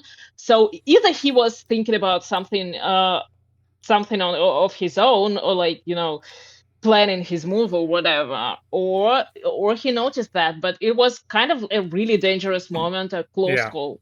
I kind of read it as, and she didn't play it cool enough, in my opinion. The way I read it is the same way a guy who dates a woman that's more successful than him doesn't like reminders of the fact that that she's more successful. Like, Could have been that. because he was like, "Oh, I didn't know I was out with a celebrity," and it wasn't. But he wasn't saying it in like a, "Oh, wow, you're a celebrity." More like a, "Oh, you think you're better than me," celebrity. So that's what it felt like to me. So like Could he's have been. Could have been. because of the sort of person he's meant to be a stand-in for. That's the sort of shit that like a man can't. He's it's enough for him that there are other men out there that are better than him and like can sort of lord it over him. He doesn't want the object of his sexual desire to also do the same thing. And she's not trying to do it. She's not trying to do it. It's just happening. Yeah, sure. Also, I gotta mention that we talk a lot about this guy whom we all hate. The actor is doing a great job. Oh yeah, like, no, absolutely, because you buy every little bit of that. I would be really surprised if I ever saw him in an interview and he would be like a really nice person. I forget that's James Gandolfini's son. I forget his name, but I don't know who that is. The Apples, James Gandolfini. You remember he's from the Tony Soprano. Oh. That's his dad. Oh yeah, he kind of looks like. Yeah, the apple doesn't fart. He actually played young Tony in that Sopranos. So good. Movie. He's really so good in that. Yeah. But well, let's get back to what's happening, because during all that, first of all, we don't know where Heather is. For some reason, she wasn't invited to this nice event. No. Yeah. No Heather in this episode. No, wow. Well, she'll come back and she'll bring more problems. Yeah, I don't know. But then, of course, we get to the match, and it's over pretty quickly, because obviously it's all like a very creepy show, and Fisk does very clearly kill the man he's fighting. That was the funny thing to me. He's a huge brute, and his punches, you can feel it in the sound, in the way it's shot. These are murder punches, and he enjoys it. That's what we wait a second. We see that he enjoys it, and don't ever forget that enjoying violence is kind of something he has in common with Daredevil. Yeah, that is a thing that connects them. Which is also a reason why I think he didn't want Vanessa there, because I don't think I think he wanted to indulge without kind of like marring, which is weird, because marring her understanding of him, because she already knows you are full of shit. She's not stupid. But what was funny to me is, I was like, I feel bad for the old boy. He was like, this is a charity boxing match. We just gonna, it's like I'm fighting Jake Paul. It'll be fine. We're just gonna trade some blows. We're gonna just have a draw, make some money for our charities. It's all good. And then the first thing that happens is he gets murdered. Fisk is like, nah, this is a real fight. He's like, and I'm sure he's just, after he got hit a couple times, he's like, bitch, this for charity. What you doing? Like, do you understand how this works? I ain't come here. I didn't train to fight a real fight. This was, whatever. Yeah. He's like, damn, I'm in a real match right now. Oh, this guy's like bigger than me. Yeah, he's bigger than you. Like, I mean, what were you thinking before the match started? You saw how big he is. But he probably, again, he was just like, it's just like a charity thing. We're not, this isn't a real fight. Teach you. This isn't a real, you did. It's not a serious fight. I didn't train for a serious fight. No, and then he gets in there and people are cheering on his getting beat to death in the ring. Yeah. And which I do real quick. To that point, it is a metaphor of sorts for how that whole crowd was like, yeah, Fisk, yeah. It's a metaphor for the fact that these crowds, and I've mentioned MAGA before, the MAGA apology shit. At some point, they realize, like, wait a minute, like maybe he's bad actually, because what the fuck, like they got their point, like and of course, like Daniel's just like, yeah. But other people like, wait a minute, I think you just beat that dude to death. This was a charity thing. What you got going? Yeah. Like, am I supporting the wrong person? That's the point. Everything else before that, AVTF and raids and all that shit, that's cool. But this is the line that's drawn. You know, that you're like, that's too far. That's the like I don't know if they intended for it to be that, but it does feel like it's a metaphor for Fisk and the relationship of his fans and his supporters to him, and the breaking point of that support for some of them. Oh, then what we do get like this really amazing scene is when, of course, in the middle of the fight, Vanessa shows up, and she not only she like sits there gracefully, or walks there gracefully, and enjoying the view of her husband beating someone to death. She does climb onto the to the ring, kisses him, and like showing to everyone and to probably Fisk himself how much she enjoyed that, which is like at the same moment, I think the doctor who came up on stage, he was checking this guy's pulse and his vitals, which he had none of. And he looked worried, but again, amazing writing here, because at the same moment when he was about to probably announce it, or to like at least call an ambulance or something, or an undertaker, at the same moment, Bullseye shows up. And they start fighting. No, mostly he starts throwing shit left and right. Then Daredevil shows up, and it's a really cool scene because shit is flying left and right, and everybody gets hit very, very precisely, because Bullseye does not hit random people. He kills AVTFs. Yeah. And brilliant. Like when you know nudge him in the right direction, he can be very efficient. Probably like Frank Castle, only like with better aim. But Matt, of course, doesn't want any of this. For some reason, Matt still wants to save Fisk, which is, well, we're back at what we talked about. I want to do it the right way. Matt's so full of shit. It's hard. Like I am. Look, I'm a fan of the character, but goddamn, he's full of shit. If you want to do things the right way, you wouldn't put on a fucking suit and go around breaking the law. I thought this system was supposed to be so great that you were working in, until it's not, and then now you conveniently have to break the law to uphold the law. It's wild. Like, be consistent. Like, seriously, just be consistent. Like, he's like, we're not going to murder anybody. That's his line in the sand. And I get that, but like, but you're fine with the state murdering people because you have the ability to end this.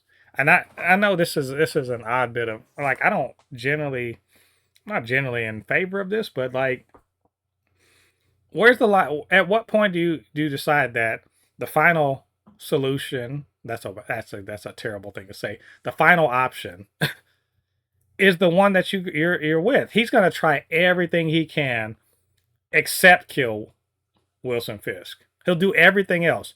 Doesn't matter how many bodies have to drop to maintain he does have a point about not wanting to make him a martyr, because that's smart. That's smart. But at this point, it's not make him a martyr. It's either he's a martyred fascist, or he's an alive and active fascist.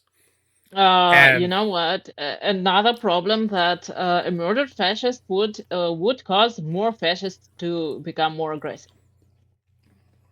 That much is true. I believe you, but they're already active. So the question is, what's worse, the aftermath, or the continuous building and reinforcing of the fascist state? Which one is worse? It's a great question, because I think they're getting the worst option here, because Wilson doesn't get killed that day, but Vanessa might. Yeah. Yes. From what we've seen, I think that she probably will be dead, though. I think she's going to be in a coma. personally.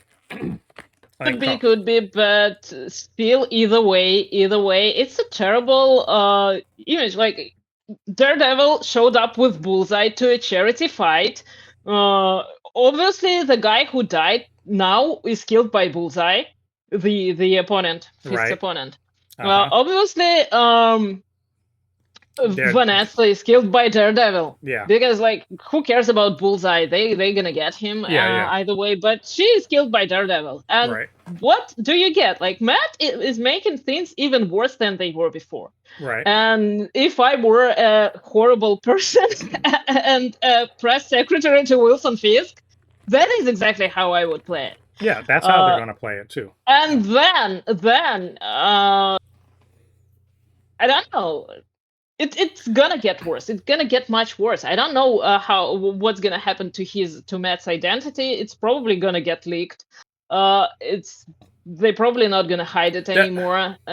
Yeah, I wonder. Like, Wilson Fisk he's really been protecting Matt's the idea of Matt being a good guy, and this is yet another reason to do it, because this is the second time. This is the second time that Matt has saved his life, right? And in a way, I think Fisk understands, but he also is baffled by the fact that, because switch the positions, he'd let him get killed immediately. Like, it wouldn't even be a question. He would let Bullseye finish the job. He tried that. That's the thing, is like he's a bit baffled. He's like, I'm your worst enemy. I'm making your city terrible. I'm making your life hell. You have every incentive to just let Wilson Bethel finish me off. But every time there's a chance to, you stand in the way of it. What the fuck are you? I don't get it. And in a way, I personally don't get it either. Like, this is a two birds with one stone situation. They're clearly going to kill Bullseye when he kills Fisk. It's not even a question, right? The ABTF is going to be off the leash, going crazy. And also, Bullseye got shot, I think, but he's definitely not dead. He definitely got shot in a place that's perfectly fine. You can survive it. He got killed by Matt once, and he survived that. It's wild. And speaking of Matt not wanting to kill anyone, like, didn't you kill Bullseye already? You threw him off the roof. You were sure he was gonna die. He was like, I'm never crossing that line again. God dang it. I'm sorry, Matt, but like, you're not the hero that this city needs, because nothing you do works. Like, every time you're like, we're gonna show him the maybe truth. Spider-Man would help. Spider-Man is busy Spider-Manning. I don't know what he's doing, but it's pretty clear to me. It's pretty clear this city's not going to be saved by Daredevil. He doesn't have it in him. He needs some defenders. He doesn't have it in him. We need Mayor Luke Cage probably. So I like this episode. Very good. I love this episode. I really liked Bullseye in it. I liked a little bit Angela Del Toro and kind of doing the drop off. I know we need a bit more. Also, Kirsten being a badass in the face of fascist bullshit. Not very, very mindful of the future of the people she's trying to help, but But she's standing up, and like I really they're really letting us know that the AVTF they're gonna fuck them up. Like it's pretty clear to me that they're gonna fuck them up. Yeah, regarding Kirsten, it does seem like she kind of, if she doesn't know already, she very, very heavily suspects that Matt is Daredevil. Yeah. Which does kind of respect her character in the comics, because she figured it out, because it wasn't that hard. Yeah. At that point, gossip was everywhere. A few times he admitted it, and then he denied it in court, and And then on the show, it seems like she figured it out. Yeah. We'll see. We'll definitely see. I'm looking forward to the rest of it. We're only halfway through the season, so we got 4 more episodes to go. Very excited to see that. Which takes us to on this extra long episode of the Supercast. The Boys season 5 premiere episodes 1 and 2 dropped earlier in the week. They are hour-long episodes, well, just about a little bit under an hour each, not counting credits. And look, we were just talking about a show that is pretty bleak. Like, it's color graded specifically to be like, nah, ain't no hope.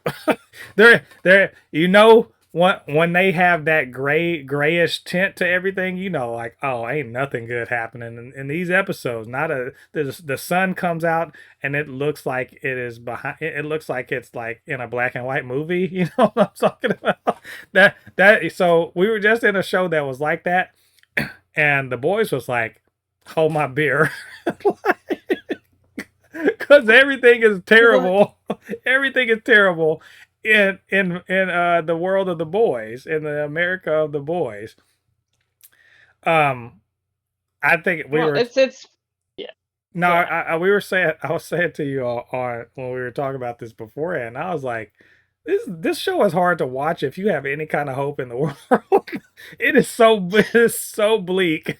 We watched 2 shows this week, and both are very, very like realistic nowadays America and the America of near future. Yeah, kind of like that. It was. And none of that is new because, like, been there, done that. It's why, yeah. So this episode again. I want you to kind of walk us through it, like where, so we can break it down. I not even want to say break it down, but just kind of comment. So what happened to these episodes? Well, it had, first of all, my biggest problem with it was that it had no recap.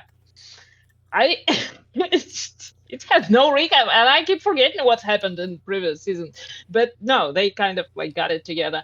And surprisingly for me, Gen V did not have a strong enough connection with this. I thought that they would start with like these characters integrated into the show, but no, that didn't happen. But in general, here's what is going on with the characters. The boys themselves are split. Obviously, like Butcher is on his own. Starlight is doing her thing. She's like gathering the Starlighters, and they get raided and they get packed and sent into camps. A-Train is on the run with his family. Kimiko is deported, as far as I understood. Like she's on a remote place somewhere, and Frenchie and Huey. Was she in Malaysia, Thailand, something? I think it might have been Thailand. Might have been, yeah, Manila. You're right. Manila.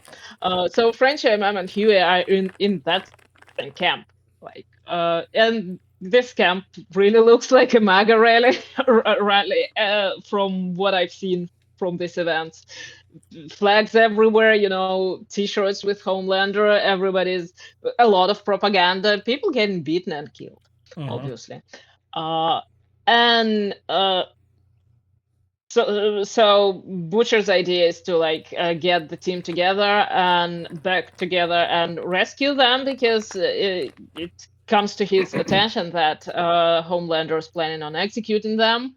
And he's executing them because Annie and a couple of her Starlighters posted the real video of the flight. Whatever, 37. 37, I think so. Something like that. And then, and they were like, this is like, they're like Matt and Karen. If they just see the truth, everyone will turn on him. Yeah. Yeah. Come on now. No. Because, when this video leaks and then it happens again with like, what there was another piece of information, or maybe I'm mixing up things, but when this video leaks, first thing they do is they say that it's AI and it's generated. And you know what? It just brought me back to like the year, what was it, 2012, when there was an election in Russia. I think it was like the presidential election. Yeah, it was presidential election. And there was a ton of videos from the polls. Where you could clearly see that it was rigged. people were like throwing the stuff. Anyway, the official response was, "These were fake videos." Oh, that brings me back. But now with AI, obviously, yeah, you can always say that it's AI, and they even edited it to look like AI and stuff like that. That was so not original and so just realistic that you're not even impressed with the you're not even surprised that they get out of this. Right. Unscathed, pretty much. So anyway, what they doing is the boys, they trying to rescue the rest of the boys. So they break into this camp and they succeed, but however, A-Train dies when he confronts Homelander, and it does have a good moment. The whole scene does have a good moment when A-Train says that he's looking at Homelander now, and he just doesn't understand what he was afraid of, because he's just an asshole and nobody likes him. He's like, without your powers, what are you? Just pathetic. Yeah. Pathetic nothing.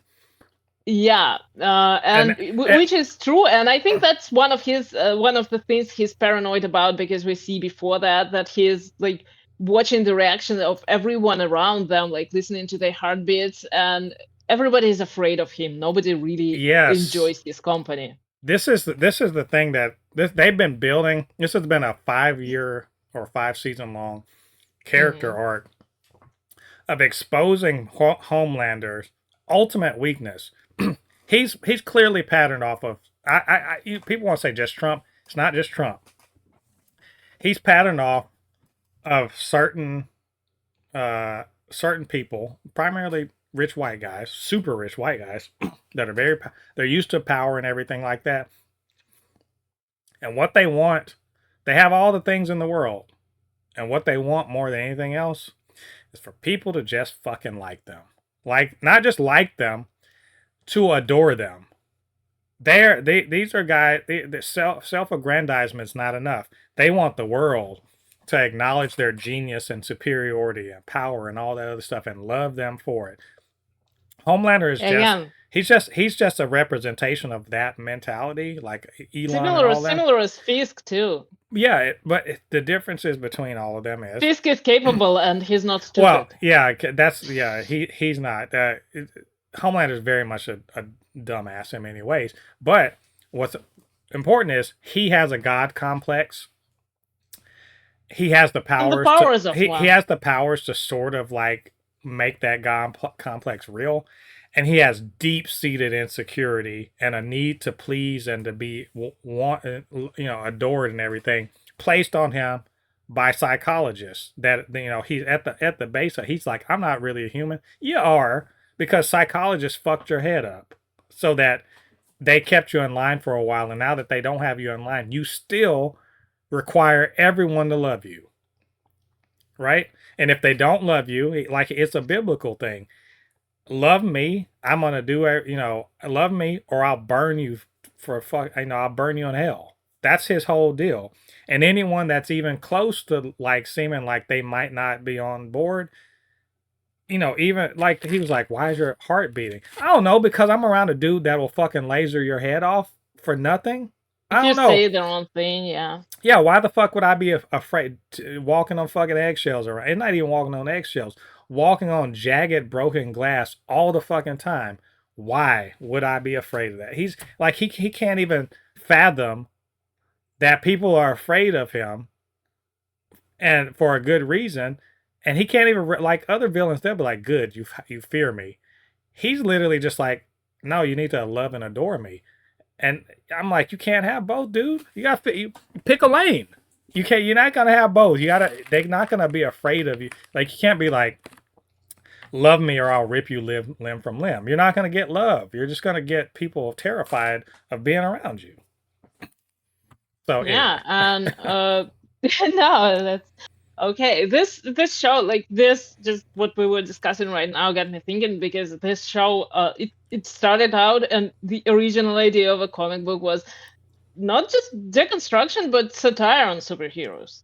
And now it's just satire on real world with superheroes in it. It's depressing. Well, it's funny if you're not American. Well, You know what? Or Russian. I would say I think I'm coming around to the idea of what I would consider to be a distinctly Eastern European, but or Russian kind of way of looking at this, which is I just gotta laugh because like I gotta be cynical and laugh Got about no it choice. because there ain't nothing else I can do. Not a Yeah, like yeah, complaining you about it. make jokes. You make jokes till it kills you, because you Yeah, know what? Eventually it might, and that yeah. brings us back to what is happening in this episode, because they're not just taking these people out of the streets. They arrest them for likes, for posts, for Mm-hmm. anything, for showing any kind of sympathy to the Starlighters. Right.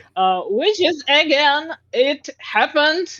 It's not new. It's not original. They did not make it up. It is happening.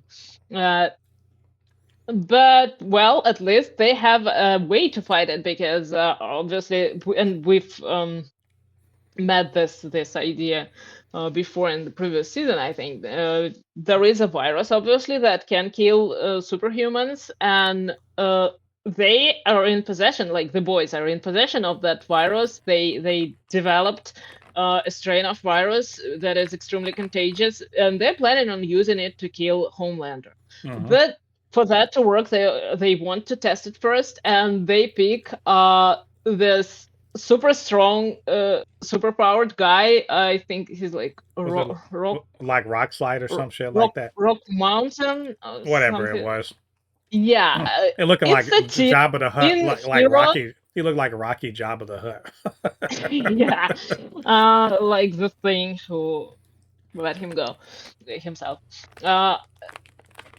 So yeah, they break into this TikTok house for superheroes, Yeah. like younger superheroes, and they test it on this guy. But obviously everything can be perfect, because while they were doing that, Homelander was letting his daddy out to play, uh, because he needed love and attention. I guess he unfroze Soldier Boy and sent him, which was funny to me, because like he sent him after them, convinced him that he's gonna make him number two in the seven, and that he's gonna be fine. And apparently he did not expect that they have the virus, and that they would actually get him again. And Right. which they did. They did kill like several of these superheroes, Mm-hmm. letting one go, which was kind of interesting, because I think that she's gonna come back in some way, and that's She. probably team up with like the Vote kids, so Gen V. Yeah. Uh, yeah, because she's about their age. And Also, she has a stupid power, but it's not stupid. what It's just not very good. Why are you on a looks super cool team? though. Why are you on a super team? You're like, what if Raven didn't have any magic? Well, she does makeup tutorials. Oh well, I'm sure that'll really It's help. not. It's not the superhero team. It's a TikTok house. Oh Okay? yeah, but I mean, but we know two of the people on the team who did die. Yeah. They actually have good powers. Like one of them has a much lower level version of some of Homelander's powers. Fly, super strength, all that stuff. The other one is what if Feral or Wolfsbane were an influencer, pretty much. But she didn't. Yeah, You know, but look what those powers got them. yeah, fucked They up. got them killed. Yeah. Yeah. So yeah, and Soldier Boy pretty much contracted this virus, and it seemingly killed him. Spoiler. Oh, wait a minute. Wait a minute. Shocker. The way they filmed it, I was like, this motherfucker is not dead. Ain't no. I was like, ain't no way. Ain't no way he's dead. Like they showed because they showed the rock slide guy. His head exploded. He exploded, yeah. The other guy, he damn near not liquefied, but he's dead. And Soldier Boy was like, I was like, oh, you had a little like, alive. Boils on his face. Yeah, I mean, he got a little acne. He passed out, and I'm like, little this bitch is not clear dead. up. Yeah, it's just a little Maxima. It's fine. Yeah. But like, Homelander apparently didn't expect that to happen, so he's pretty scarred by that. But that's not all that's going on, because obviously other heroes are trying to do something, like one thing or another. And Ashley has a pretty big presence in this episode. She got her, She's vice inner president. voice. Yeah. Yeah, she's vice president, and she gets married to a priest. Oh, Superpower. that name of the character is Oh Father.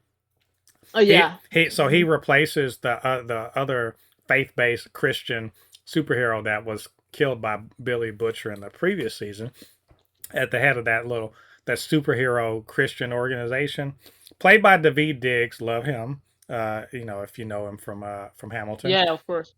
What I love about his character is, so they trade a white evangelical for a black evangelical, and so he's somewhat different, but he's saying the same shit. Like literally, he's saying the exact same shit that guy was saying, but he's also clearly gay. Like the dude's gay. Let's be 100 about it. They in a lavender marriage. He's married to the vice president. They do not have sex. I can guarantee you. That, and she even says, like, we can't have a vice president that's a cat lady. So she marries to make being a vice president look good, but that's clearly a lavender marriage. Also, she took V at the end of season 4 to save her life, and the power she got was a conscience. she got it. I was like, she's psychic, but where's all this? I was like, why do we keep hearing her internal dialogue? We're not hearing other people. We keep hearing her. It's not internal dialogue. She got Voldemort on the back of her head. Like she got, but it's like, what if Voldemort was her conscience? Like really, she's like, you're better than this. We got to do the right thing. And she's like, shut the fuck up. You trying to get us lasered in half? Shut up. I loved it. I was like, what a great. I mean, there's something's definitely gonna happen with her this season. I just realized something. This may be a reach. Is she Marjorie Taylor Greene? Not really, but is. Now all of a sudden Marjorie Taylor Greene got a conscience, and she suddenly gives a shit, and she's talking shit about Trump and everything. I don't think they meant to do that. But doesn't mean conscience, but you know what, Artemis. I don't think they meant to do that, because this was written a year ago or over a year ago. But that's suspicious. I'm just saying. The first time. I keep reminding everyone that it might seem prophetic, that's not the first time these things happen. Base it off of Russia 10 years ago. Yeah. You will get America today. Yeah. It's easy as that. Yeah. And every character will find their place. That's for sure. It's wild. It's history. We hate it, but that's the way it works. Yeah. Well, so yeah, her character is very interesting, and I mean, I'd like to see. She's probably gonna turn on Vought at some point, and then she's probably gonna die. Yeah, because a lot of people will probably. Yeah, so this show is, look, as I said, like, it's just our reality reskinned with some superpowers. Everything that's happening in here, I think the writers were like, what would it, because they wrote it before the election of Donald Trump's re-election. They're like, what would this world look like if he won? And so now we're just watching. Like you said, they're not making up anything that's not real. They're just putting superpowers on it.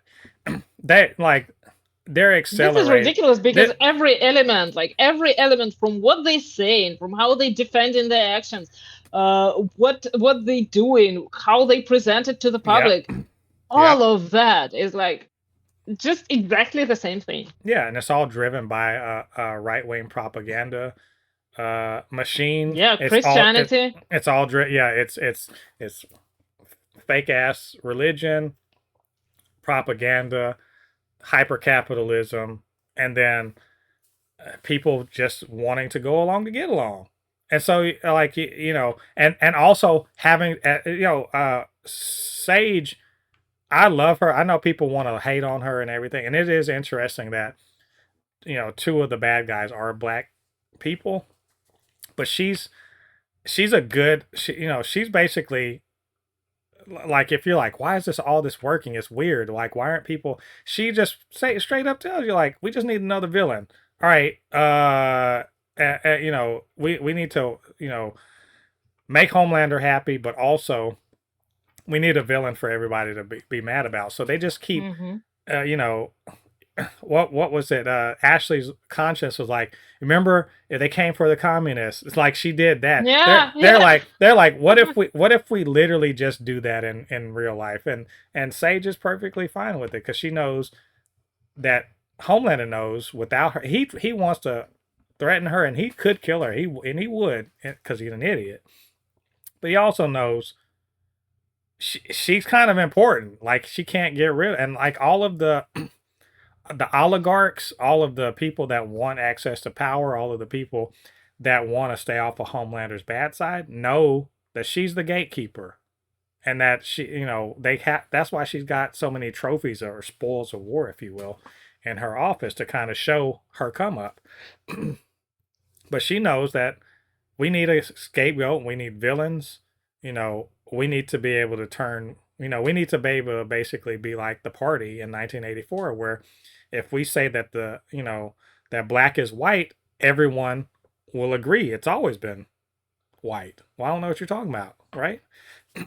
And she knows that that's the way it is, and so she's the cynical one that's actually spelling out to the audience, because a lot of the audience, to be fair, are fucking stupid. pretty dense. Are pretty fucking You know stupid. They what? are, yeah. We call it like superhero spring, and we get a lot of superhero content, but if you're looking for escapism, you're probably better off rewatching something of the old stuff or like just reading comics, because you're Mm-hmm. not gonna escape the realities of this world. Not in The Boys, not in Daredevil. Nope. These shows are gonna just, deliver news to you. The same Yeah. news you're gonna get on in the media. They're gonna deliver it to you. They're gonna change the dressing, but Yeah. it's the same thing. Yeah. I will say shout out to So Jesse. we're eating good, but we're pretty But much eating, it's organic very food. everything we're eating is very bitter. So shout out to Jesse T. Usher, who exits the show. Played A Train. Fucking hated his character. I didn't hate the character. I hated the way his character acted. So I was like, fuck A Train. But a great redemption arc, and where he finally really, at his last scene, he really understood his place in the world, and like, oh, well, I've been running away for no fucking reason, right? That was cool. Karen Fukuhara has a voice. She got to Oh talk. yeah. Yeah, good for her. That was really cool. I was She has a voice, but it's funny that they mentioned that she learned from TikTok. TikTok. Yeah. So she talks like like the Exactly. teenagers. I did like that. We see Huey and excuse me, Annie are back together. There's a strain on their relationship, but it's still holding. Frenchie and Kimiko, they're going super strong and everything like that. I like, we were like, oh, Mother's Milk, oh, he's just an alcoholic and he's all that, but he's still a dad, and that's why he lets fake ass Raven go. Uh, or earlier, later in the second episode. So it's good to see the whole cast back together. And I will also say, Carl Urban, he's perfect. As Billy Butcher, he's turning into Homelander. Am I wrong about? Like, I feel like I'm like, you're just turning into Homelander. Like they're actually wondering when Just remember the quote. Sorry, the quote when they flew in to the US, and he like was surprised that Kimiko could talk. Yeah. She parodied him. It was hilarious. Yeah. So yeah, you were saying. I think Billy turning into. Look, we've seen this for the last couple seasons that he's basically Homelander for the good side. Like he doesn't give a fuck. Like, and he doesn't have the complex of needing people to love him. He's fine with people not loving him, but in the sense that he's leading by fear. Like they're especially now that he's super powered, they are more worried about his mood changes and snapping and lack of care for people's lives or well being. They're more worried about that than ever. So they're not questioning him openly. They're not arguing with him. They're trying to keep him, because they know that he would kill them. If in order to kill Homelander, if he had to kill everybody in the boys, he would kill everybody in the boys to kill Homelander. So and him, including himself. So they know they have to kind of like tread a bit lightly around him, and it's showing he's becoming the person that he hates. So cool, good stuff. Also, where the fuck is Ryan? Where's Ryan? Who is Ryan? Ryan's the Homelander son. Oh, he's what they say in a camp somewhere. Yeah, supposedly he's in Christian he's in camp. Yeah, that's the story. I don't believe it. He's in the wind, I think. And also ran away. They mentioned Maria and the rest of the Gen V kids, but yeah, it was kind of a throwaway thing. Yeah, they're out and about. So I think it's a good start to the season. My only thing I will say is the same thing I said for Invincible. The gore I'm at some point unfortunately they're a lot more muted on it. They're a little less. It's less obvious and less in your face than it was on Gen V. Yeah, but they definitely made sure, like stage manager Rob, that he took the fall. Like his head was on the chopping block, so to speak, for letting Starlight and her friends get on stage, and so Homelander really did him in. So unfortunate for him. That I think you might be like, oh, he's becoming more unhinged. I don't think Homelander's more unhinged. I think he's at the exact amount of hinge he's been at for a while, which is I'm perfectly fine with murdering it. Like he said that before. He's like, if you leak that video, I'll just kill everybody. Right? And Annie kept the video secret, right? Because she was afraid of what he would do. And he's kind of at that level of unhinged where he's perfectly okay with killing somebody. He just has to make up an excuse for why it was fine. I was gonna kill everybody in that studio. That's why. Yeah, he just when deep and everyone has to act like it's fine. Everyone right now they're stuck, as I said, they're stuck in a cage with the tiger, and they're trying to figure out how to be calm and so that the tiger doesn't attack them. And he's over there prowling. Like he may even be sitting down licking himself, sunning, sleeping, whatever. But everyone knows they're in that cage with that tiger, and it's just a matter of time. You do the wrong thing, and it jumps at you and bites your head off. That's what that is exactly what he is right now, and I think he's beautifully played. I think Anthony Starr he's doing what he's always done, and he's bringing this character's arc, which we know ultimately where he's going to end up. I think anybody, even if you've never read the stories, you have to know where this is going to go. So if he's bringing this character's arc to a close, I think he's doing a great job on it, and I'm really excited for the rest of the season. So that was a lot. There's a lot this week. We covered a lot. Next week will be a little bit less, just because we only have we're only going to have 3 episodes, not 5 to talk about. So anyway, I think that's all of our news and everything for this week. It's been a long show, I know, but maybe we missed something. Maybe you agree with us, disagree with us, just want to show some love, troll us. Maybe you're Rob Liefeld, and for some reason you got time today. Okay. We're not talking about. Wait, no, we're talking about Rob Liefeld. So he may or may not show up. I don't know. I mean, he's everywhere, but also he's nowhere.